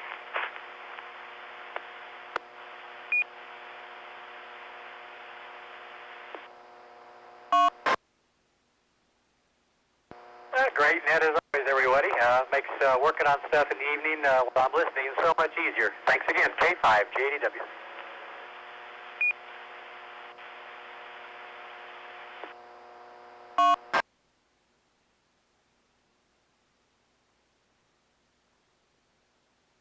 And thank you, Billy, for doing the net this evening. You did a great job. And this is KE5ICX, and Billy is correct. We'll be back in about 10 minutes, actually 9 minutes now. You got plenty of time to go make yourself some microwave popcorn and come back and talk about this fine Canadian film called The Colony from 2013. So we'll be back here in about 9 minutes. This is KE5ICX.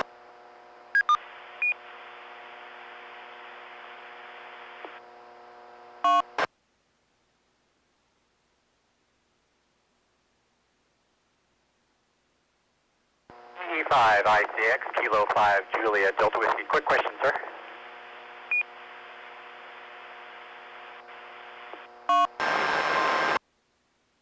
Hey, John, go ahead. Hey, man, the question is, have you moved down south to South Texas, or were you just on vacation? I'm not part of the inner circle, so I hope you're not moved out of this area.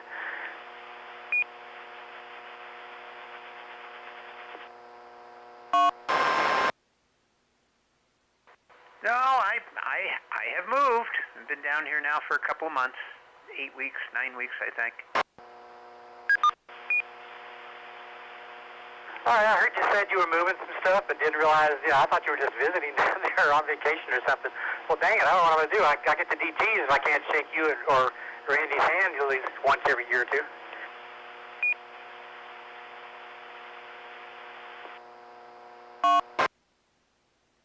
Well, that's okay. We'll be up that way sooner or later. I'm not sure exactly when. We're finally settled in down here, and it's different. It's interesting. I've enjoyed it quite a bit, I have to say. It's the weather's more temperate, although it was kind of warm earlier this week. Corpus had the hottest November on record, and we're not even completely through November, so that's kind of interesting. So I'm not sure what to expect. Of course, when I first came to Dallas, when was it, many years ago, in 1989, the first year I was there was unusual too, and it was very warm for the year, and I thought that was just normal for Dallas. Boy, was I wrong. I learned otherwise. So this is not quite normal. We're having, today the temperatures were in the 80s, so it actually should be down in the 60s and 70s right about now, but it hasn't happened yet. Yeah, it is not too bad. It's super humid, though. It's way too humid for me. I guess you're going to see that pretty soon. I've had a couple of accounts down there, and I love riding bikes. Or I guess, I never walked. I used to ride a bike up and down there. Now, they don't really have a seawall, but they got like a big sidewalk and stuff. In fact, I tried to ride it all the way to the base one time, and they wouldn't let me. So, oh well. Well, man, we're going to miss you, and I hope to see you sometime. And enjoy down there. Tell Randy I said hello.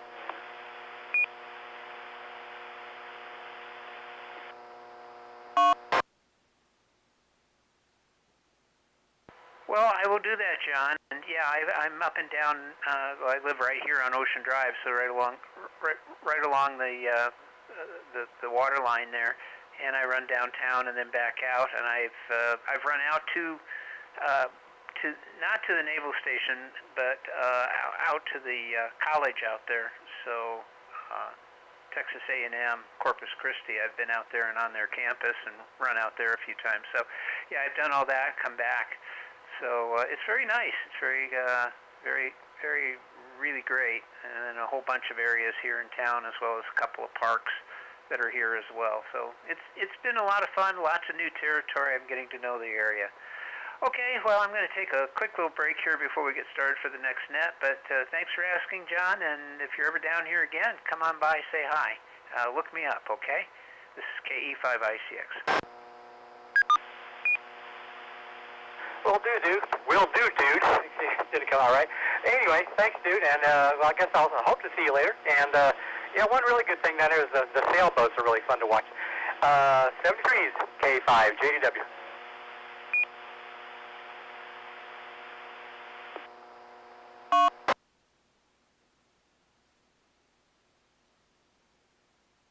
Oh, and I'll mention this before I go. For anybody who's listening, and John included, obviously, since I don't do the ADS-B anymore for the airplanes flying over my house, I've got a different hobby. I've got people watching going on right next door to Cole Park here, which is one of the larger parks in Corpus Christi, and I have an Earth Cam set up. So if you want to see the park, and it's very busy activities, you can go to that. Just put in go to earthcam.com, type in Corpus Christi or Cole Park, either one or both, and it'll pop up the feed, and you'll get a little webcam that's been running now for, I think, 3 weeks. It's got about 6,000 hits now, which is quite amazing. I never expected it to be that popular, but you can check that out. That's the same view that I've got. This is KE5ICX. Back in a few.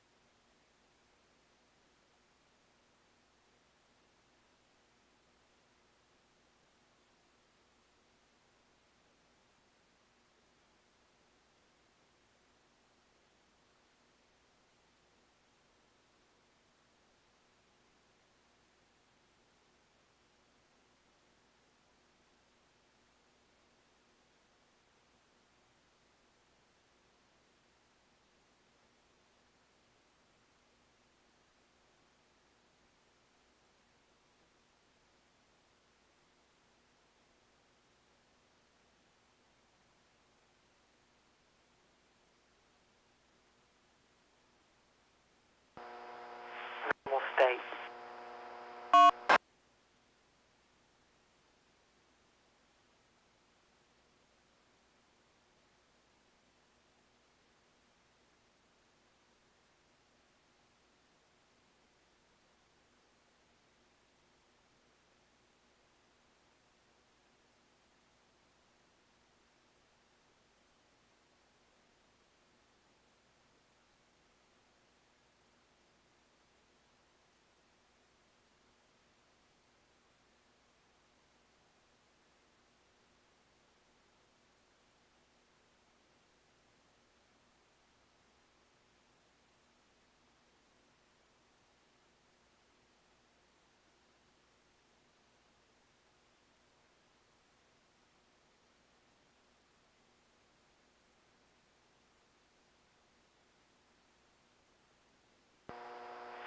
I'm completely operational and all my circuits are functioning perfectly. Afterglow Movie Net.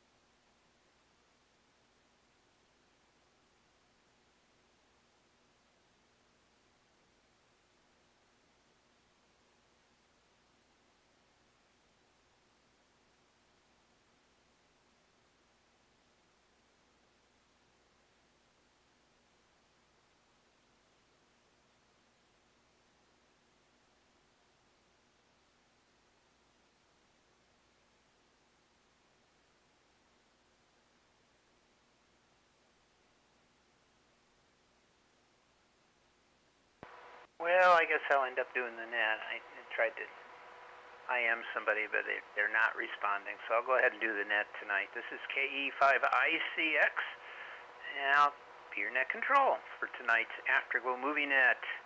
Tonight's movie is a 2013 film called The Colony, not to be confused with one from, I think, 2021. This is an earlier film. It's a Canadian film about, here you guessed it, post-apocalyptic science fiction action film. Directed by Jeff Renfro and starring Lawrence Fishburne, Ken Zegers, and Bill Paxton. Two of those three are headliners who've done other movies, so no surprise that this should be a professionally produced movie. It was released on September 20th, 2013 in the United States.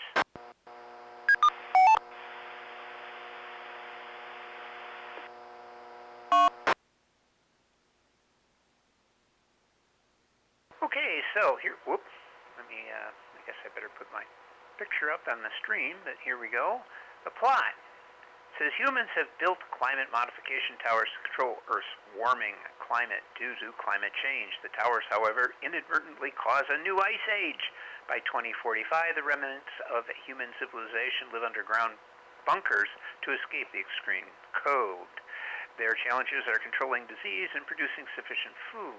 Two soldiers, Biggs and Mason, are the leaders of one such bunker, Colony 7. Biggs, Sam, and Graydon travel to nearby Colony 5 after receiving a distress signal in Morse code, SOS, oh boy, over an HF radio.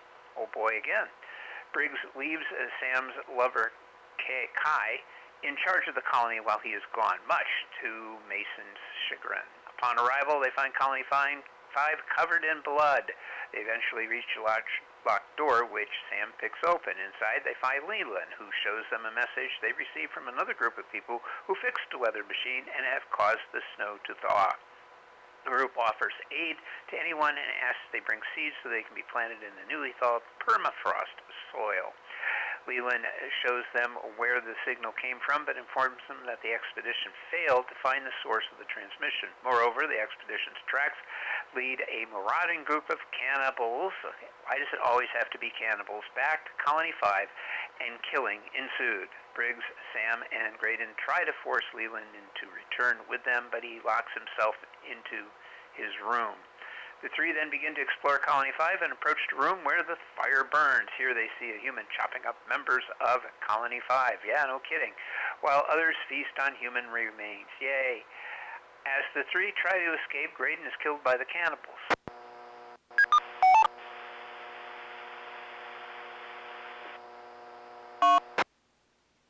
Biggs and Sam are unable to make it up the ladder out of the colony and destroy the shaft with a stick of dynamite. Taking to the shelter in an abandoned helicopter, they wake up in the morning to find the cannibals have managed to escape from the entombed Colony 5 and have tracked their footprints in the snow.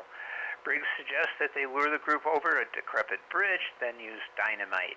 When the dynamite fuse goes out, Biggs rushes back to light it, but is attacked by the cannibals. He relights the fuse, sacrifices himself to blow a large gap in the bridge. Kai gets into a heated argument with Mason after learning that he intends to kill the colonists without testing her for disease. The argument is interrupted. Kai spots a returning, exhausted Sam and runs to him, but Mason promptly knocks her out. When Sam reawakens, he finds Mason has taken over and plans to make harsh changes.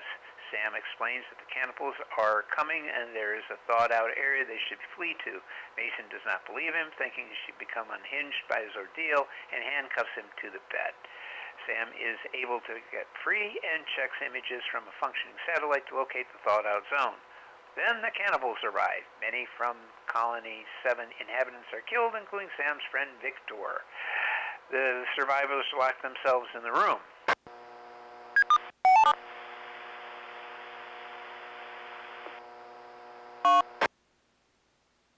Sam and Kai bang on the door, but Mason will not let them in. Big's daughter, Nera, knocks Mason down and lets them in.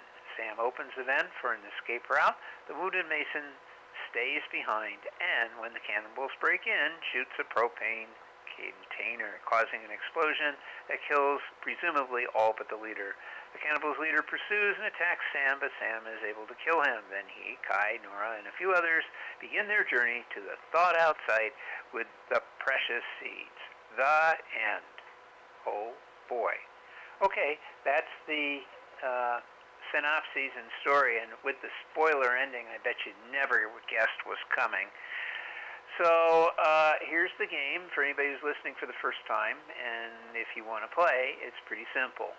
We take check-ins. We ask for your call sign, your name, and did you see this fine film? You can say you did, you can say you didn't. It doesn't matter. We will still call on you and ask what your comments are.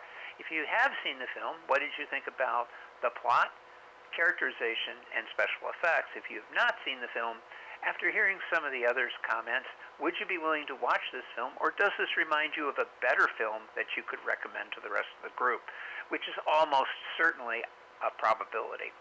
Okay. And then after that, we just go to bed because it'll be around midnight when we complete the net, or sooner if we're really efficient with our comments. So here we go. I will now take check-ins. Please come with your call sign, your name, and did you see our fine film? Please come now, and I will get to Echolink, I promise.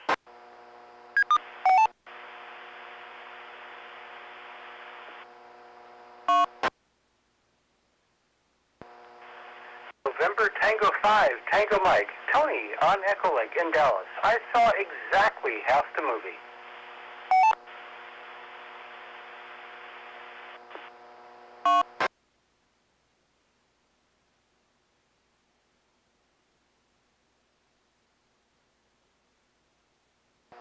Well, I'll admit it. W5BLT Bill. Yes, I saw the movie.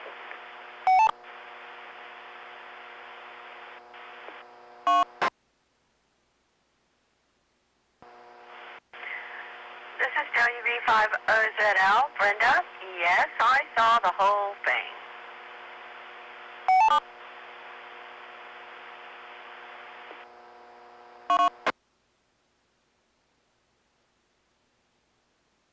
Kilo Golf 5, Bravo Zero Whiskey, J, however, never, and yep, saw it.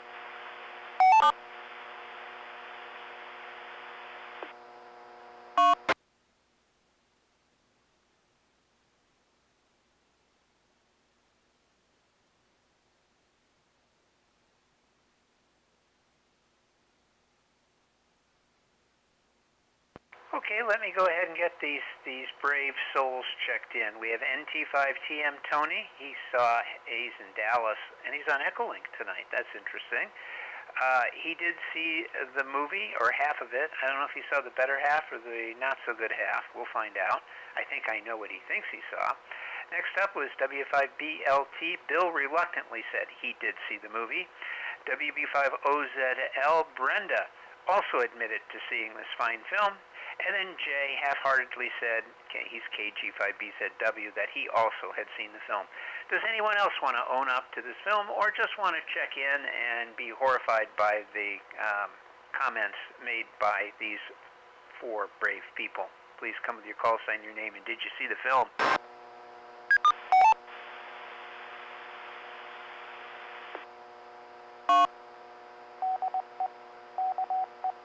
Kilo Bravo 9, Sierra Oscar Kilo, Sean Fort Worth.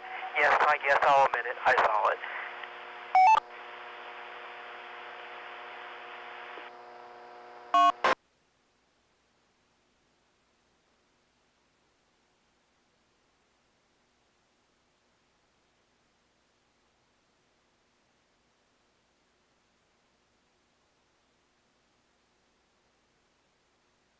Okay, we're adding KB9SOK Sean, who is reluctantly and dragging up the rear, said that, yes, he saw the film.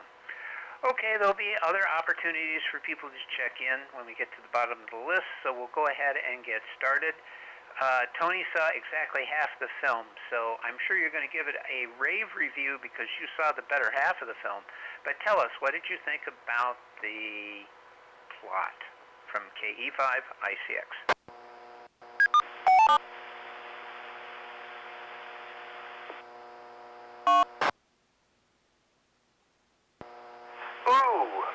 I want to say tedious, ugly, and implausible. I think that's a great three-word review. Oh boy, where do I start? In the real world, outside of a very rare few things like the Battle of the Bulge, wars happen on beautiful days. I'm proud of the movie Gettysburg. I'm proud of the movie Dunkirk. You know, mostly if you're going to die in war, it's going to be totally incongruous. It's going to be a beautiful day, butterflies floating around, and something horrible is going to happen to you.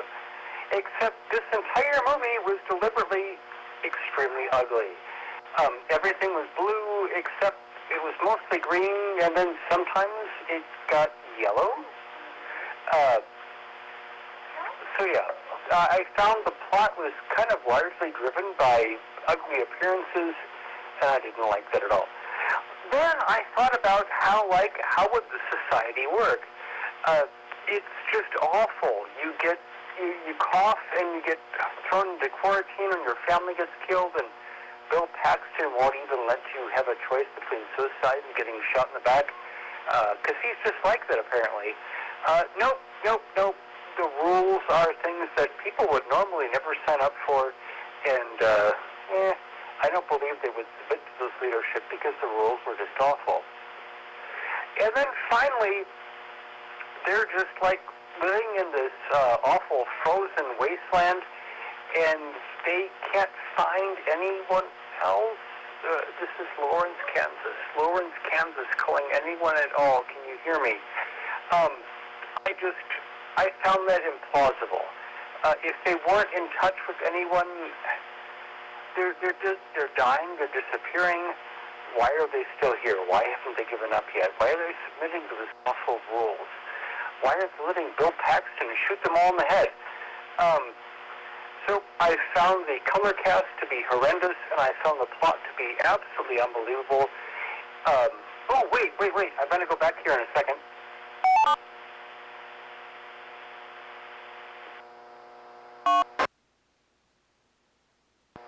So, a couple of other quick points. The whole time I was narrating this movie to her, Aaron was like, why aren't you rewatching The Thing? Why aren't you rewatching The Thing? Yes, obviously The Thing would be a better movie, but it's not our movie tonight. And then I thought, why am I still here? And that was the point where I stopped transmitting.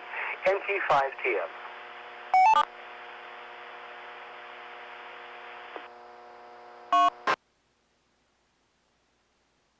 Well, thank you, Tony. And here's the thing to keep in mind is that we learn from our mistakes. We learn from other people's failures.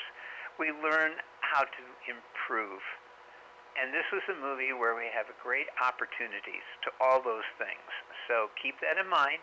We can watch The Thing and see how to make a really good movie, or we can watch The Colony and learn how to make a really bad movie, and then make sure that we don't make any movies or don't make any bad movies. I'm sure directors from the world over have watched this and realized this is how to make a bad movie. And I'll give my comments as to why in a little bit, because I have comments to make as well. But I'm going to wait and see what you guys have to say. All right, next up is Bill, W5BLT. Bill, you half-heartedly checked in and said you saw the film. Why was it half-hearted? Please go ahead from KE5ICX. Oh, well, thank you, Tom. You know, I fell asleep last week, and I didn't get to trash that movie. And I was so disappointed that I didn't get to trash last week's movie that I could not wait to trash this one. It does a disservice to cannibals everywhere. The cannibals need to unite and sue the studio's production directors, writers, everybody involved, actors, actresses.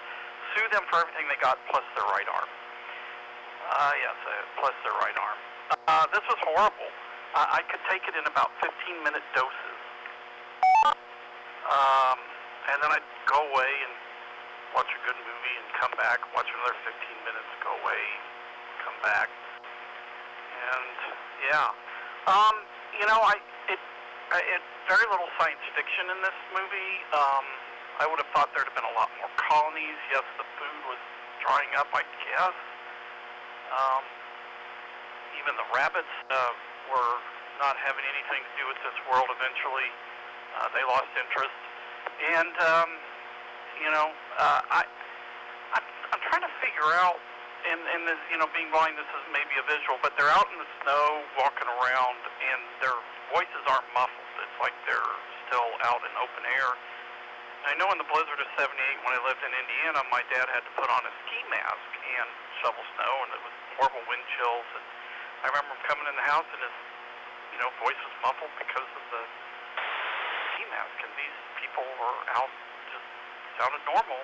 I know that's getting into the sound production stuff later on, but it's just the plot was unbelievable. And I wanted to know more about these crazy weather towers that they had. How did that work? I mean, there was no explanation science fiction-wise of how that worked. The plot is totally unbelievable. The cannibals, did they have a language? All they seemed to do was grunt and groan, and maybe they had children. I don't know. Like, they screeched a lot and ran around seeing people, and it was just kind of like a slasher horror-type movie, not really science fiction. Maybe the cannibals had feelings. I don't know.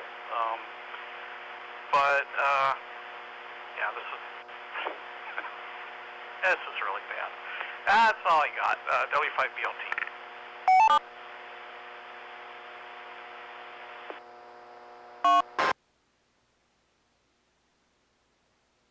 All right, thank you, Bill.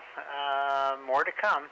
Next up is Brenda, WB50ZL. Brenda, your thoughts on the plot for our fine film this evening, The Colony from 2013.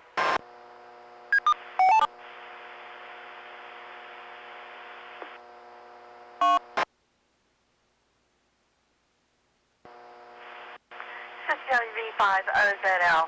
Well, like so many dystopian movies, they don't explain much of anything. How did they get this way? You say they lived in Kansas. I think I would try and find a way to get to the equator and see if it was a little more temperate there. I have trouble believing the entire world has this kind of climate. Even if they went to a place where it was a little better, they might at least, have a summer. But they didn't explain that, and I don't know. You see some of these where people live in a compound like that, and they seem to be okay. These people were not. They weren't even trying to be happy or make the best of it or have cultural enrichment or anything like that. They were just dreary. And I agree with Tony. It was ugly. Everything was ugly. It was gray and blue, icky colors and depressing. And they never explained why these towers caused the climate to go berserk and create an ice age all over the place. So they didn't explain that. Some good leadership would have been handy there. What they had was not good. And you just can't lead your people that way. They won't follow you forever. Even though you think you're right, you just can't treat people like that because they won't put up with it. Oh, let's see. What else did I not like about this? Was there anything I liked? Well, some of the actors are pretty good. Can't go wrong with Bill Paxton. As a movie, it wasn't that bad. I'm just not real big on vampire movies or monster movies. The only reason it's science fiction is set in the future. Wasn't otherwise too much science fiction-y about it. Just an apocalypse movie. And without much explanation of how we got there or anything. All right, back to net, WB50ZL.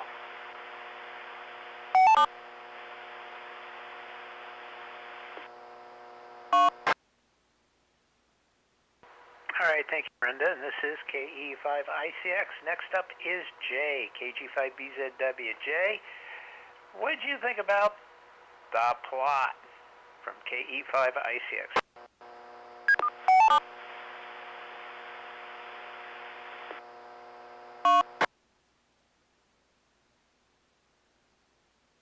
This is KG5BZW, and yeah, for some reason I was able to actually call it maybe, but I did have to break it. I did have to break it up into chunks. When it became obvious that was going to be some sort of monster thing about midway through, is also I had to break away for a while. Like, oh boy, what are they going to do with this? Yeah, I mean, of course, with sci-fi, if you want to call this that, which I don't really, I agree, it's not really that, it's more monster film, or whatever, zombie, monster, vampire, whatever. Of course, there's going to be unbelievable elements, but, like, you know, if the whole world's like this, how is this planet even breathing? Like, how is there no carbon dioxide coming everywhere? Well, I guess maybe it's these towers that they set up to be automated, and the towers went berserk, the weather things, maybe they just suck up all the carbon dioxide or something. I don't know. I'm having to make stuff up for this to make some sort of sense. And I found it quite annoying that the weather was just, it wasn't like different types of miserable. It was just the same type of miserable. At least, you know, I try to remember a movie that kind of had a winter setting. They varied it from, you know, blizzard to, just the frigid cold or whatnot, and no, it's the same weird weather, a little bit of snow every now and then. It kind of was distracting, honestly.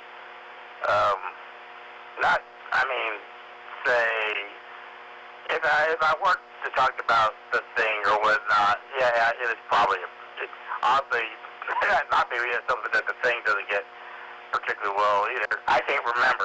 I'll have to kind of want to watch it again, get rid of my thoughts on this.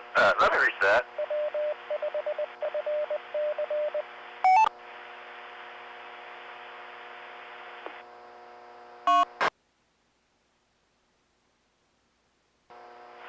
So, I mean,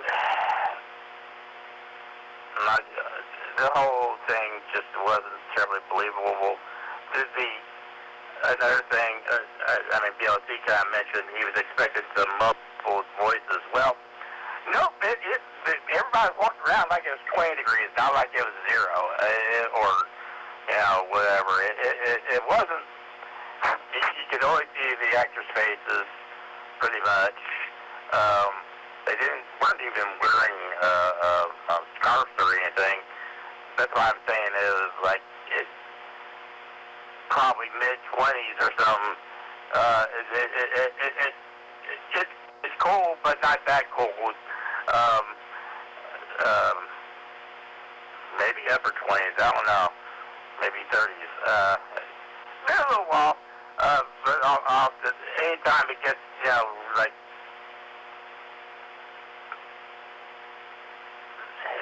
there was no, anyway, it was the clothes were inconsistent with what they were trying to portray, is what I'm trying to say. And then, I don't know, it just kind of got really boring with when the cowboys came on, which, I mean, the action sequences, I guess, were okay, but they were, it's hard to explain. They were like the most boring action sequences I've seen in a while. yes, there's a lot going on. So, I mean, technically, they might not have been that bad, but it's one thing when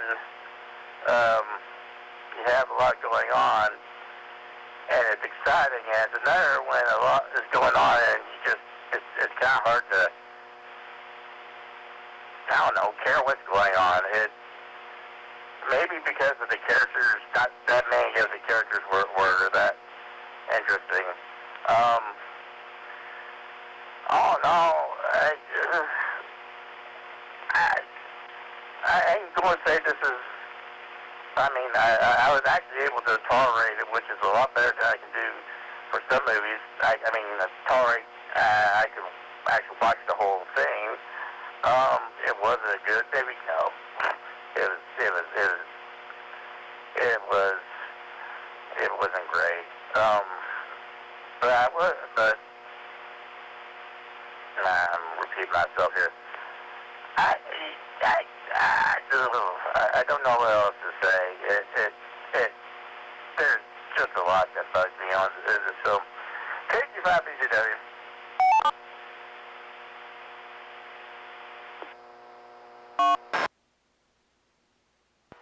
Okay, well, thank you, Jay. Don't worry. Don't rack your brain. There wasn't much to wrap your brain around it with anyway. So trying to make something of nothing is kind of difficult. So you did an admirable job. Next up is Sean, KB9SOK. Sean, your thoughts on Plot from KE5ICX.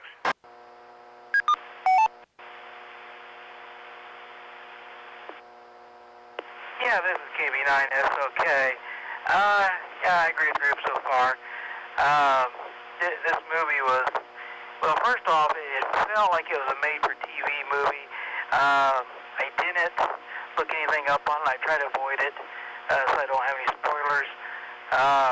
Because the way this thing ended, it almost seems like they actually left it open to turn into a TV series. I did do a quick Google search earlier just to see if this was turned into a TV series, and apparently it wasn't. So maybe that wasn't the intention, but the ending was just kind of left open. And once again, it's kind of a frustration. You know that they knew about the area where they got the weather machine working correctly again, and supposedly they had blue skies, you know, they just needed some seeds, and they had seeds. So obviously, I don't know if they left it open for a sequel or if it's supposed to be a TV series. Either way, it was kind of really unsatisfactory ending. But yeah, this movie definitely has the classic apocalyptic, cliches. You know, you always got to have one guy that wants to stir the pot, thinks he should be in charge over everybody else, even though everybody else usually has a leader picked out. We had that typical trope. And then, of course, the leader had to go out on a secret mission, or, well, not secret, but on a mission, and, of course, leave that guy there alone. And, the movie was extremely predictable in that part. You knew that they were going to find trouble at the other colony, and, of course, they did. We had these cannibals / borderline, almost zombies, that could get shot and keep going. So, yeah, a lot of this movie, as everybody's already said, didn't make a lot of sense. After all, even if they had gone, savage and, they wouldn't give them superhuman strength, just because they were being cannibals. So that made absolutely no sense at all whatsoever. And it sounded like they'd had a pretty peaceful, good relationship between the two colonies. Dan Tony's kind of his point. There were several colonies that they insinuated, and it sounds like they did talk between each other and maybe occasionally help each other out. So there was some communication there, and they did insinuate that they did, the satellites had searched the Earth and the entire thing was frozen. So that's, why they couldn't just go to the equator, I guess. And yeah, no, they didn't explain why the weather machines broke. So yeah, there's a lot of stuff that just didn't make sense, because obviously it sounds like this had happened when the one guy was a child. So I would guess it's been going on for at least 20 years or so. After 20 years, it's like how these people survive with, the Earth's frozen, there's no food. That they have that little tiny garden inside, and there's no way it's feeding all those people for that period of time. And two, where were they getting their power? It's like what they were doing required, quite a bit of juice. And even the colony that figured out how to get the weather machine working, if it was really that powerful a machine, it would probably require a lot of juice. Like, how are they running these things? So yeah, it's just one of the movies where they definitely chose not to explain a lot, and just really it boiled down to just a basic action sort of kind of movie with, once again, we got kind of these zombie-like characters, and it just turns into one of those survival movies, and that's really what it boiled down to. Unfortunately, this one just didn't have a very good conclusion at the end. Very drab looking, just not particularly well done. And it's not the worst thing we've seen, but it also just wasn't that enjoyable either. So yeah, that's all I got on this one. Back to net. KB9, that's okay.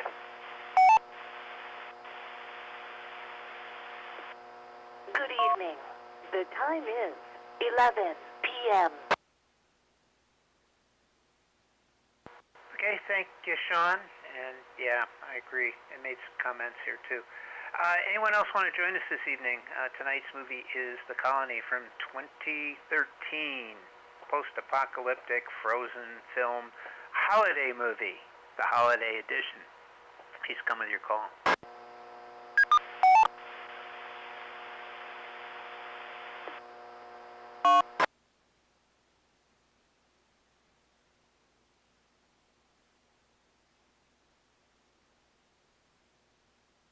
Okay, as I suspected, that might happen. Okay, my comments. First off, this movie, and this was also in a lot of the reviews for the film, there was a lot of tropes in this thing, and plots that were better done, or plot fragments that were better done in other movies. We've done the cannibals, that was done in The Road. We've done the radio message, trying to find other people and discovering them, and they're zombies. That's Last Man on Earth. We have the crazy, over-the-top guy, this one with the filed teeth into points, with the crazy costume, Mad Max. Then we have getting the signal from somewhere and then going and pursuing the signal on the beach. And many, many others that I didn't even think of. We have cannibals or zombies. We've got those. That's in spades. We've had more than one movie with that in it. All the usual stuff. That just, who cares, right? Now, let's flip that on its side and on its head and talk about, say, Mad Max or the Mad Max series. Now, here's a post-apocalyptic series that goes and it takes and creates a culture. What happens when everything breaks down? How do you rebuild a society? What happens to the people? Do they go a little crazy? Yeah, they go a little crazy. They go a lot crazy. And then the ones that aren't as crazy end up having to deal with the crazy, crazy people. There's that. There's the religion and how it's formed and transformed and changed, and generational changes that occur over time. What do the children think about all this? How have they grown up? Do they become virile? That sort of thing. All these questions are asked in the post-apocalyptic films like the Mad Max series, and how people act and react. None of that was approached in this film at all.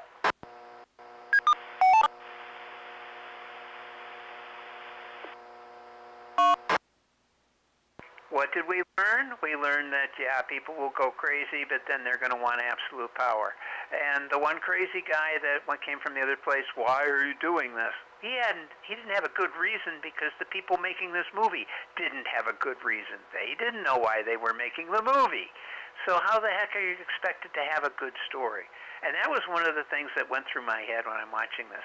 What did the director want to accomplish in this film? It was from a book, apparently. What did the person in the book want to do?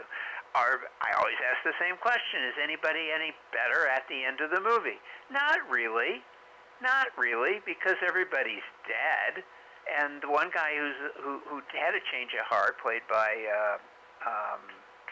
Bill Paxton, was only mildly more likable from a hated character from the very beginning. He was less hateable. But that's it. And then everybody else, a heroic death. I don't even know the guy. Geez, he got blown to bits. Well, that's sad, but I really didn't know much about him. I didn't know much about any of the people. I had no vested interest in any of them. I had nobody I cared about. There was sort of that semi-romantic thing that lasted, 30 seconds? No, none of that worked.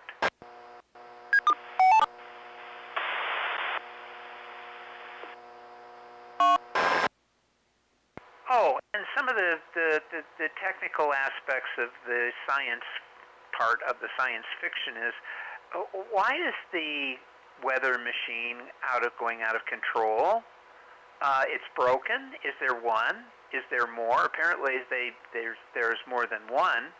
And they said, well, we were able to fix the machine. Okay, fine. Everybody else's machine broke the same way? Was this built by Microsoft? Maybe. I don't know. But here's another thing. A weather machine or any machine requires power of some sort. Where do you get the power from?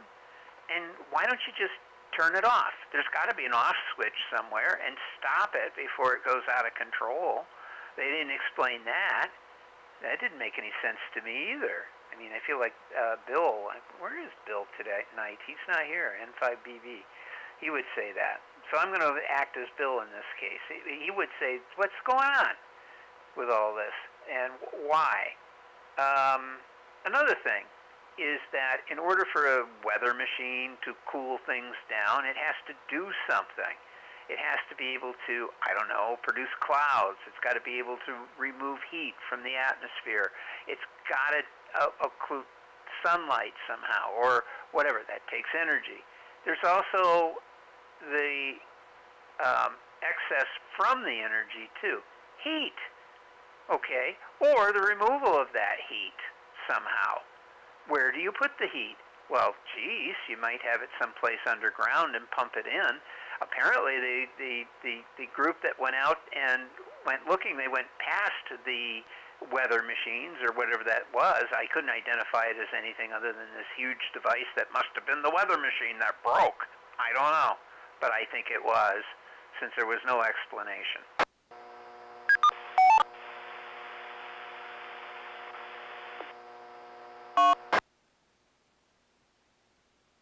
And I think that's it. Those were somebody mentioned about the cold. I think it was Jay. This film was made in Canada.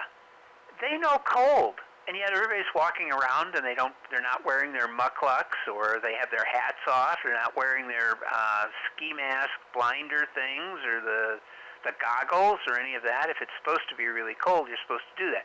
How about gloves? We don't wear gloves because we've got to shoot the guns. We saw that a few times. Now, the gloves were on occasionally, but a lot of times they were not.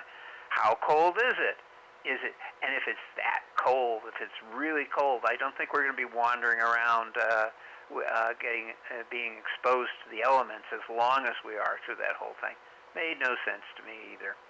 So none of it seemed very plausible. I'll talk about the technical aspects when we get to it, because I thought that was a juxtaposition to everything that happened in the film itself. Okay, that's it there. Everybody ready? We get to talk about our characters. This may go pretty quick.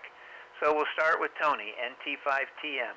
Tony, characterization, you're up.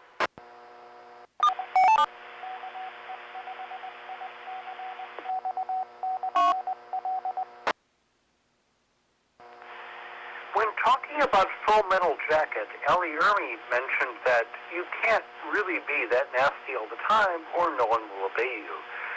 It's just impossible. That was a character, he said. Yeah. The only character I really remember from this movie is Bill Paxton, who just liked killing everybody. So I found the characters forgettable and vile. Nothing else to say, NT5TM.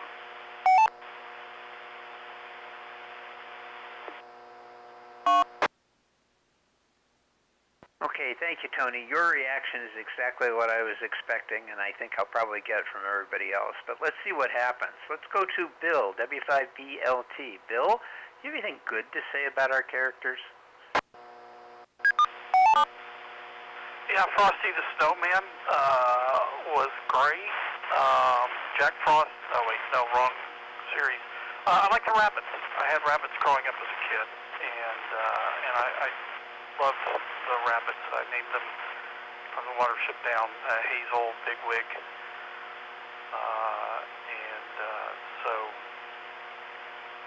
yeah, I like the rabbits. Rabbits for a blind kid, though, they're very silent. They don't really turn hard to find, too. Yeah, no, I didn't like anybody in this film, and I didn't really care. But yeah, that's it. I am sorry. I'm the cannibals, baby. Yeah, that's it. Back to you, Tom. W5BLT.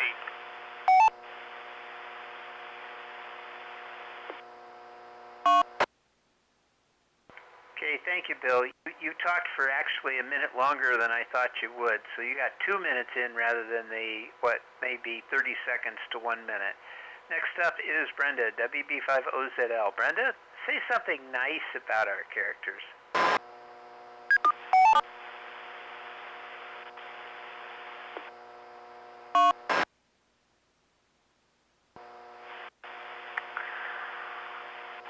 This is WB5OZL. Well, I was going to say that if Bill Paxton had been this unpleasant in all his other roles, he would not have been a big star.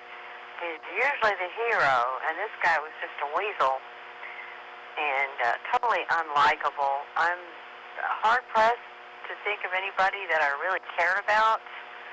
Even the people that were not, evil, they just, they were wusses. Stand up to this guy. Take charge. He just hauls people out in the yard and murders them for no good reason. And, I'd take my city back, I think. It was a little hard to tell some of the characters apart. I know that's a complaint that I often have.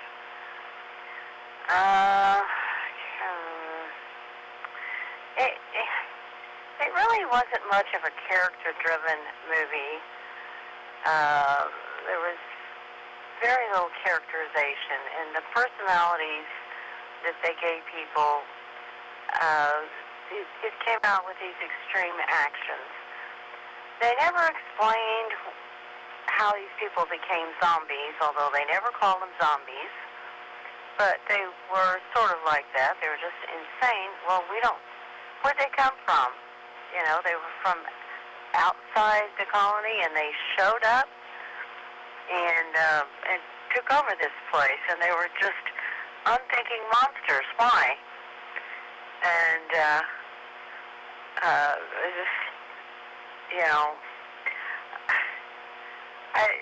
I feel it was just this immature writing, but let's just do this, let's do that, and without putting a whole lot of thought into how to make this a good story or how to make us care about it, because I really didn't.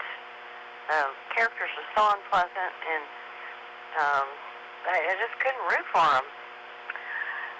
I'm sorry, I didn't say anything nice. I just have to think about that. Back to net, WB5OZL.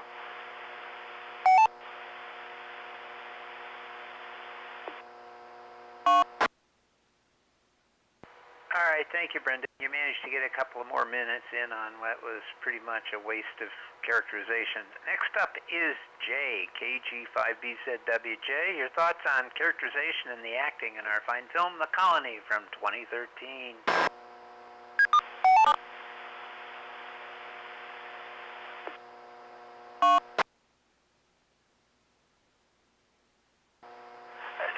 Yeah, this is a KG5BZW, and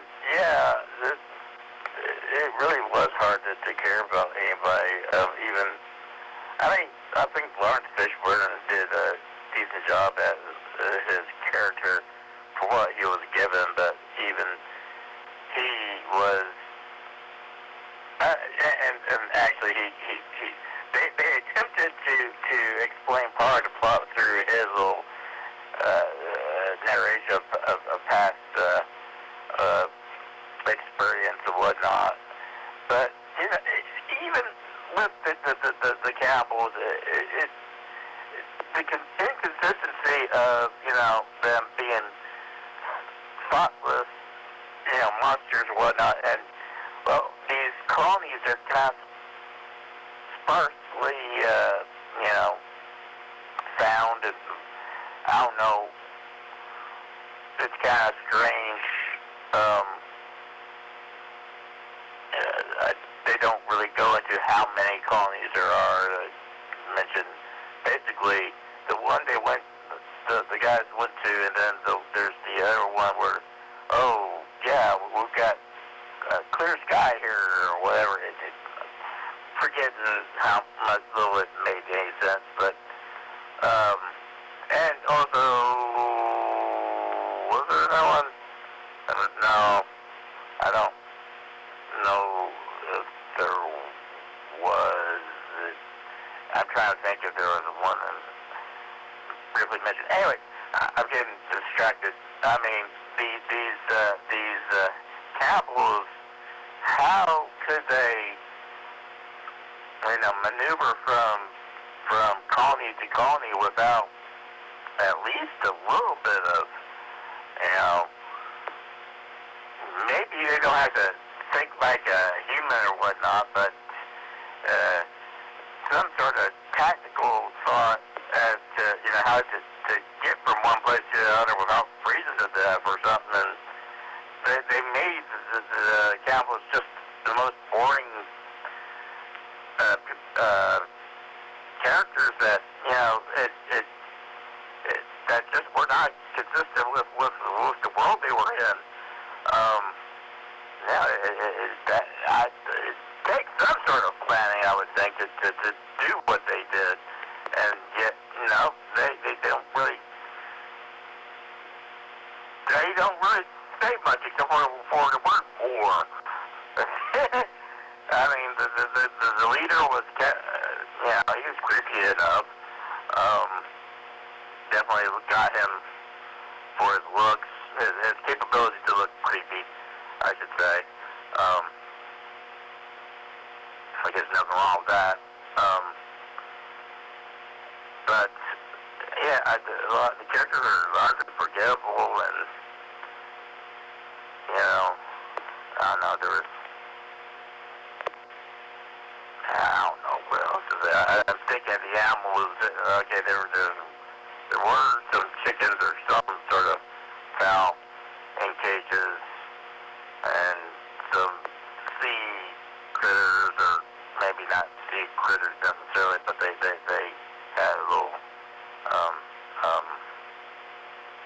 okay, I'm forgetting the word for a aquarium. That's the word, kind of thing, and I don't know. I'm picking at straws here, just trying to figure out anything else to say. I don't have anything else. KG5, do that. Time out.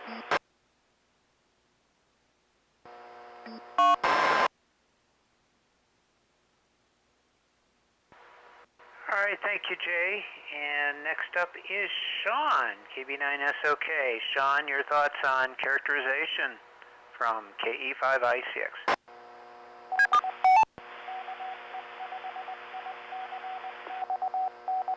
Yeah, this is KB9SOK. Well, I don't really have anything unique to bring to the conversation on this part. Everybody's pretty well said it. Yeah, I agree. The rabbits are probably the nicest characters in there, so there you go. So, yeah, ditto on everybody else said. This is KB9SOK.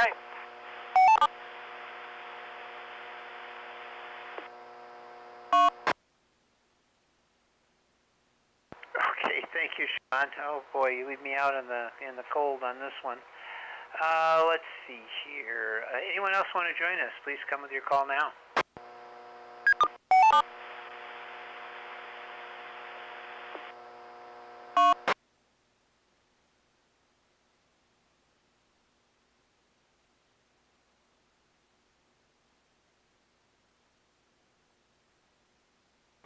Okay, hearing none.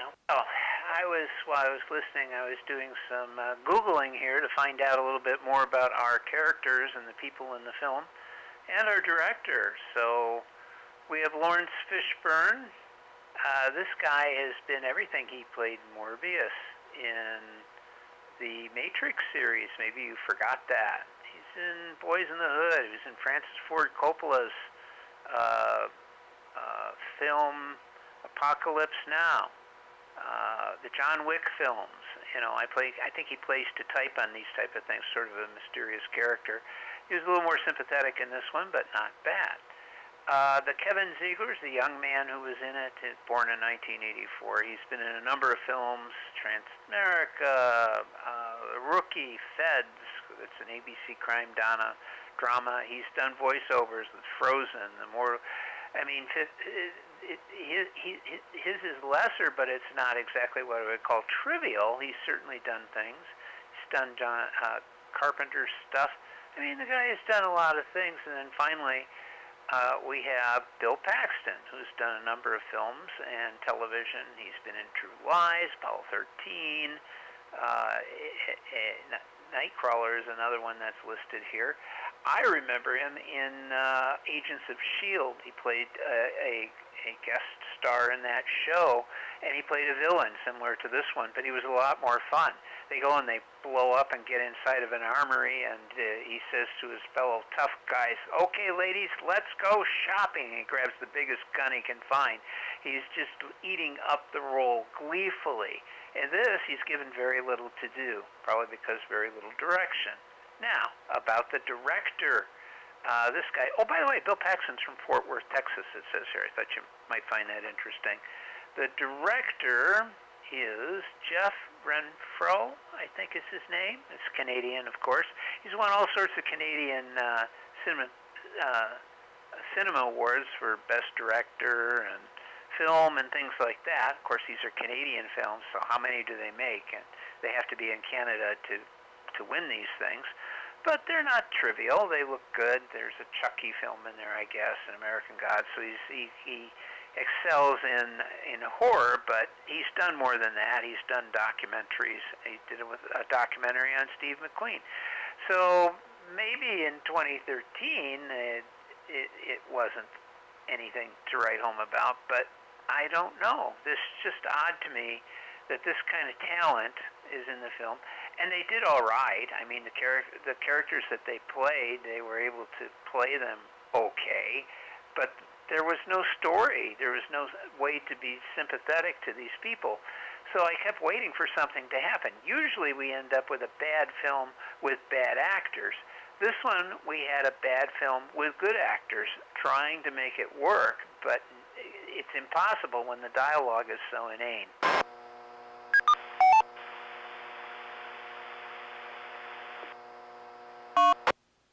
So then the question becomes, how did the director get in this, and why did he also wrote the thing. He's listed as a partial credit. Now, all of his awards came after this film, not before.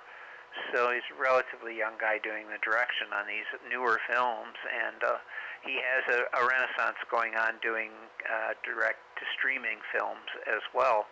And looking at his filmography, I think he's probably very good at what he does. But how he ended up with this turkey, I don't know. And why it's so bad. And could the book have been better? Or did it have more material? Because if it's a book, you figure there's some more background material on the characters. Why didn't they flesh that out in the movie? I mean, come on, they had 90 minutes. They could have gone 2 hours. So they only went 90 minutes, a little over 90 minutes, and they couldn't do more with the story? That makes no sense to me, as Bill would say. Okay, that's it there. We've got time for the third round. We got plenty of time. Let's talk special effects. Tony, NT5TM, you've given sort of your hints as far as color palette or lack thereof. What else would you like to add about special effects? Or if you have something else you want to rant about, you're welcome to do that too. From KE5ICX.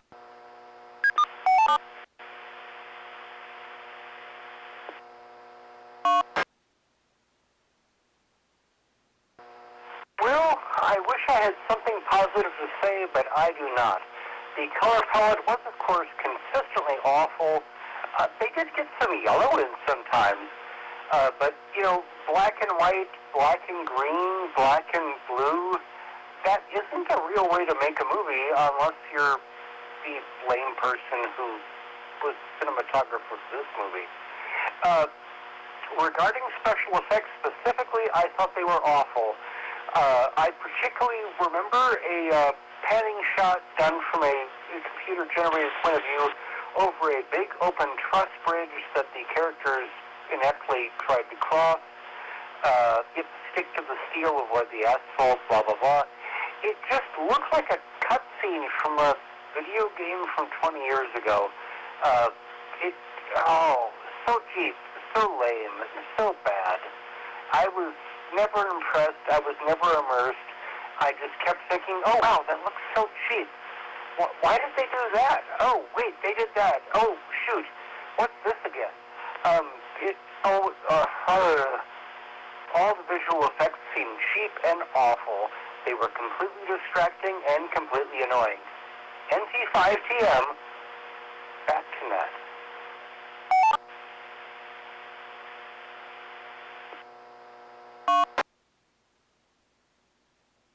Okay, thank you, Tony. You can take a deep breath.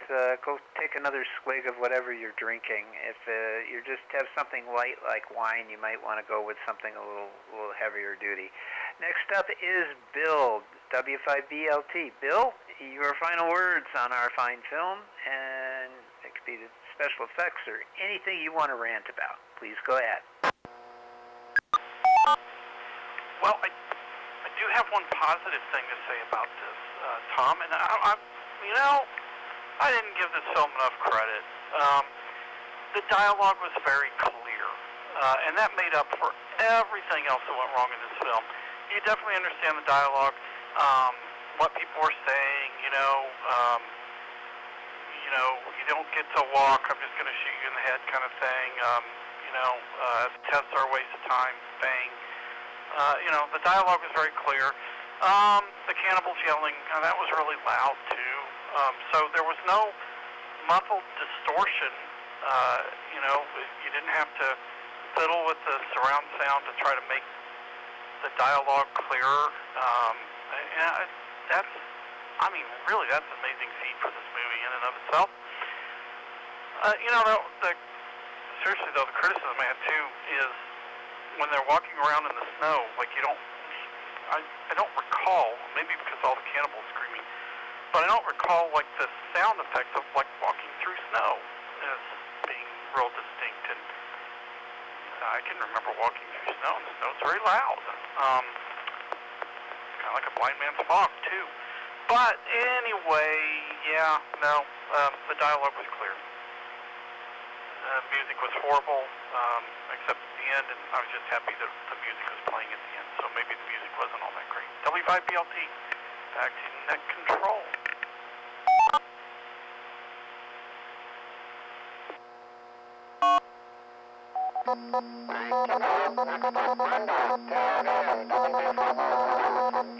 We have ICX.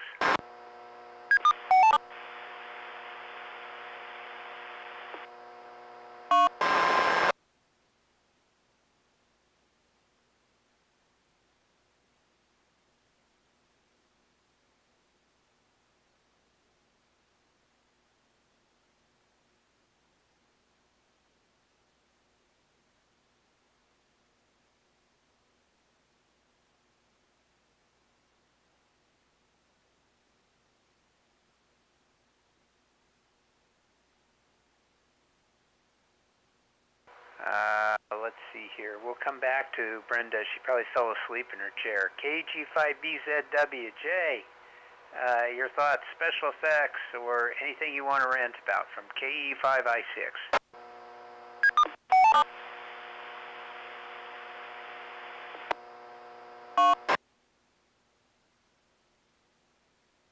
Well, this is KG5BZW. I don't know what happened there, but the only thing I heard when you were apparently calling for WB5 was that cell, was your own call sign. Now, granted, I'm through Echo Link here, but I don't know. I'll just go ahead and go because I don't got much to say. I just wanted to say that, I don't know that your call for her actually made it through the repeater. What else? I mean, the special effects weren't particularly good. I didn't really hate the music when it did show up. Actually, there was one point where I thought the music was actually kind of pleasant, but I didn't think that much of it.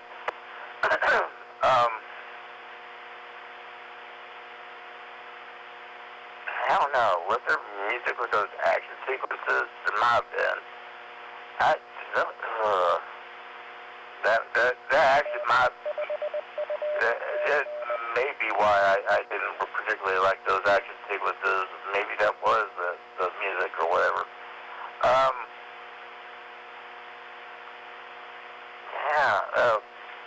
I'm trying to think of something.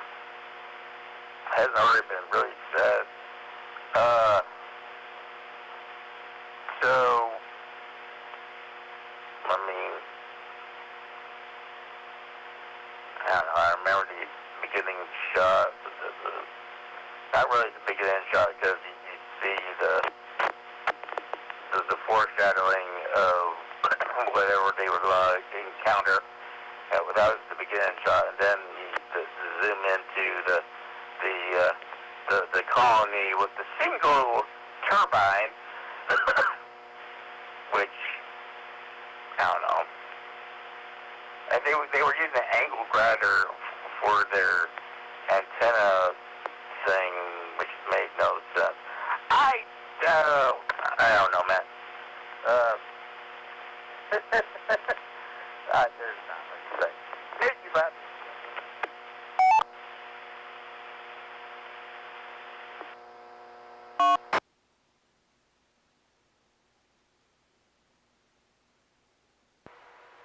Okay, thank you, Jay. And interesting. I'm going to pay more attention. I've got Echolink up, and I can see my audio looping back since I'm using All-Star Link. So I noticed this on the reverse, where everything went dead for a bit, and I couldn't figure out why, but it was okay on Echolink. So I think it's the device I use back and forth, or maybe at your end. I'm not sure.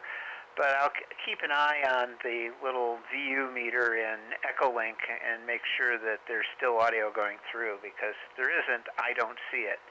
And playing it back audibly would probably drive me insane, but at any rate. So thank you for the feedback on that. So I'm going to go back to Brenda, and she did mention that I'm on a back channel chatting with her, and she said I didn't hear you because she couldn't hear me.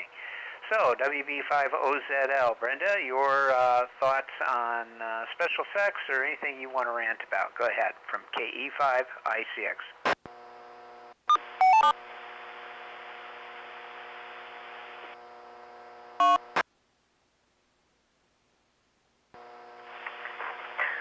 This is WB5OZL, and I found something good to say. This movie only cost $16 million Canadian, which means that they didn't waste any more of anybody's money than that. And I think that's a good thing. Got it 18 from Rotten Tomatoes.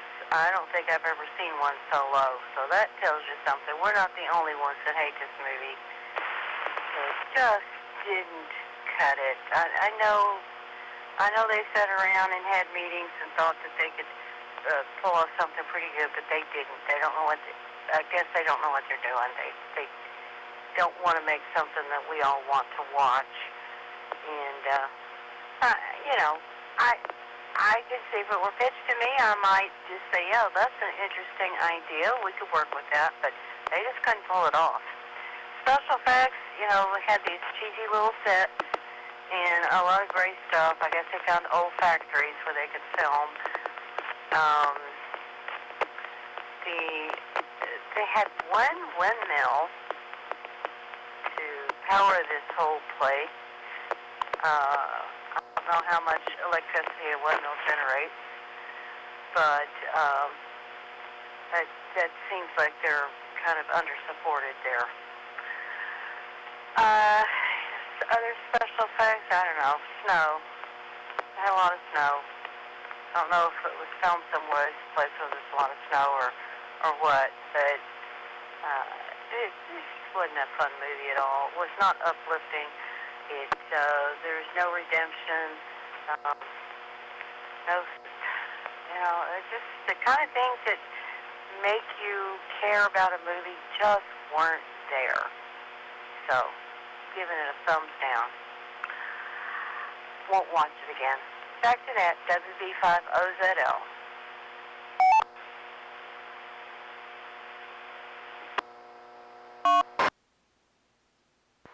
All right, thank you, Brenda, and thanks for your comments this evening. Next up is Sean, KB9SOK. You get, second to last word. I get to do my rant after you, but please, go ahead. Your final thoughts and anything you want to say about special effects. That's this round, but anything you want, please, go ahead.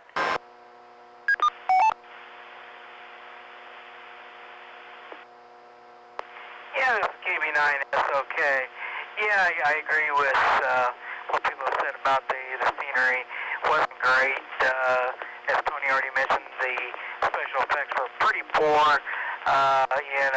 For the visuals, they love to use that same scene over and over again, showing the outside. Good time filler, I guess. Both colonies, the insides looks 100% identical. The hallways are identical. The rooms are identical. They clearly were just using one set to do almost everything. So not a whole lot there, but I guess apparently 16 million Canadian dollars doesn't get you far. So yeah, explains that. And yeah, I forgot to mention earlier, but Jay already brought up using a angle grinder on the electrical box isn't probably the most effective way to show technology. What special effects they attempted to do. We had this picture of the weather machine that they showed multiple times. Same angle, of course, because they could afford to make a second shot of it. And then their other biggest technology in this thing, the satellite reception on the computer that they got fixed apparently, that the very, very, very magical satellite that could see everywhere around Earth with a single satellite, which, that doesn't happen. So clearly they had no technical people advising them on this, on this whole thing. And then, the radio communications, I guess they couldn't see their towers and stuff, but it seemed a little unlikely that little handheld would have reached the distance that it did back to the base. But, there wasn't much noise, special effects, technical wasn't that good, very drabby filming, audio, everybody was clear to hear, so I guess that is a thumbs up. We have had films where you can't hear people, so I guess that's one thing they did right. The music was very forgettable, what little there was. Not a lot for this movie, unfortunately. So I won't be watching this one again either. But as always, I'm always looking forward to the next one. Thanks for everything on this, Tom. KB9 is okay.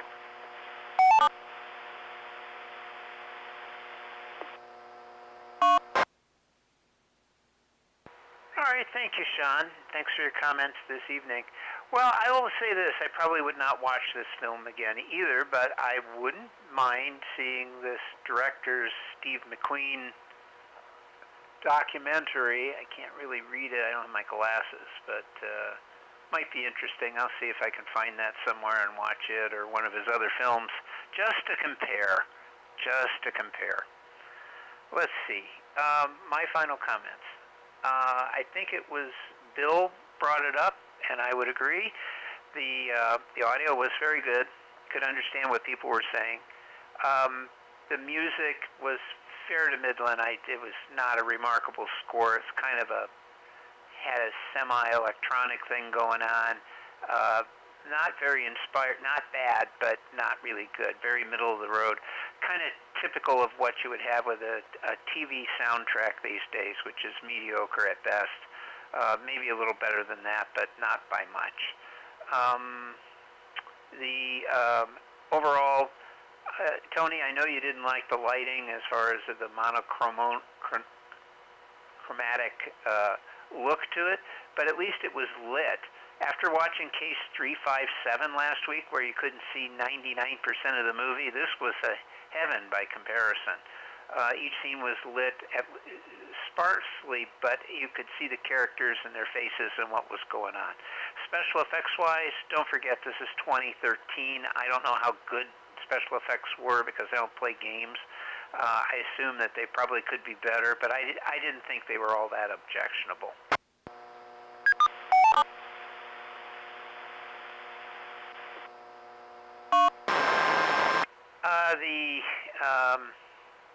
For what little bit of dialogue there was in the film that made any sense, it was fairly evenly paced.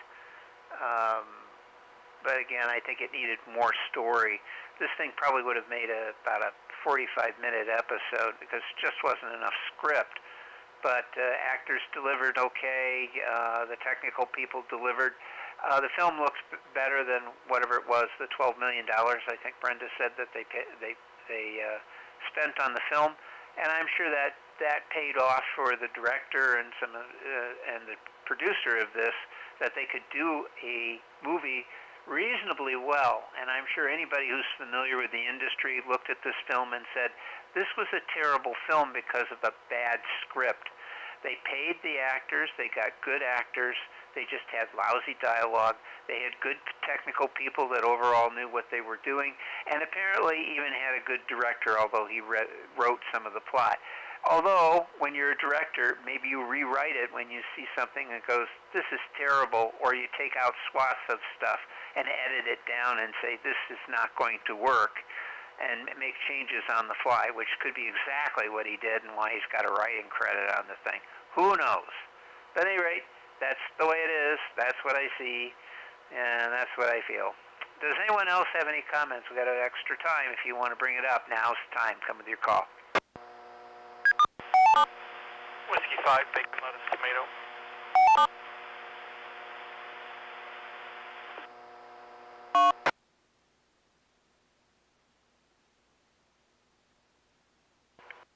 W5VLT. Bill, you get the final word.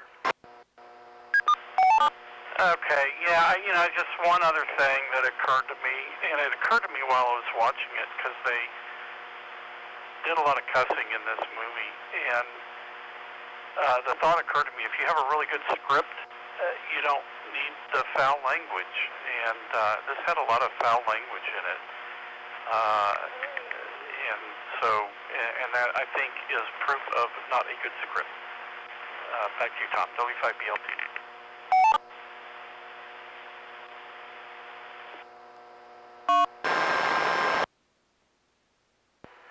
Yeah, thank you, Bill. I sometimes take exception to that, but that's a very, very, very rare exception.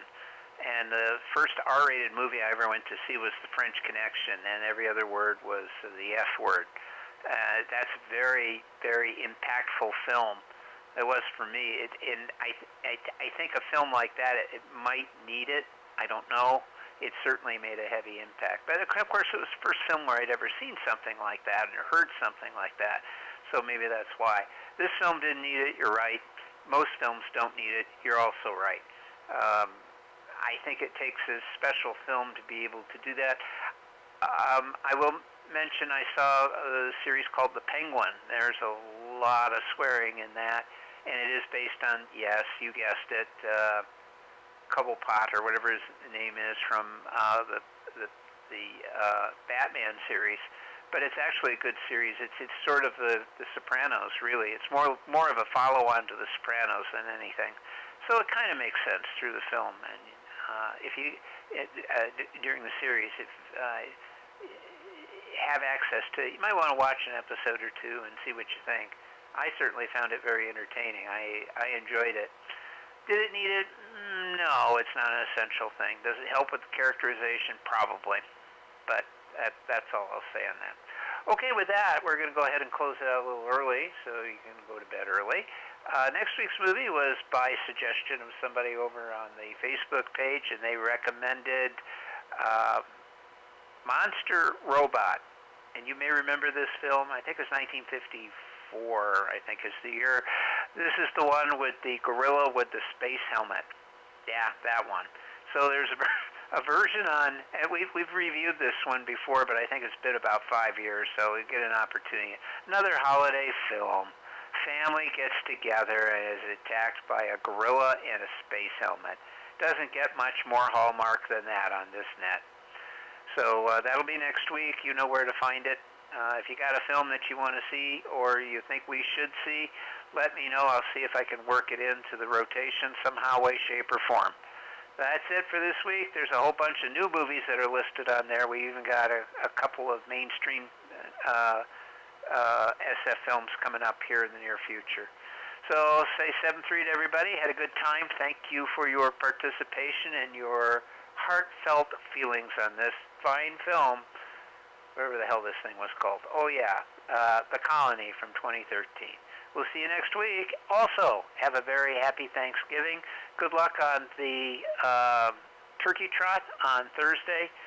Won't be there for the first time in 17 years, but I will be at the local one here in Corpus. I'm even running the thing. Piece of cake, only half the distance, 4 miles. See y'all. Have a good night. This is KE5ICX. I'm clear, returning the repeater to normal use. Bye-bye, and bye bonds.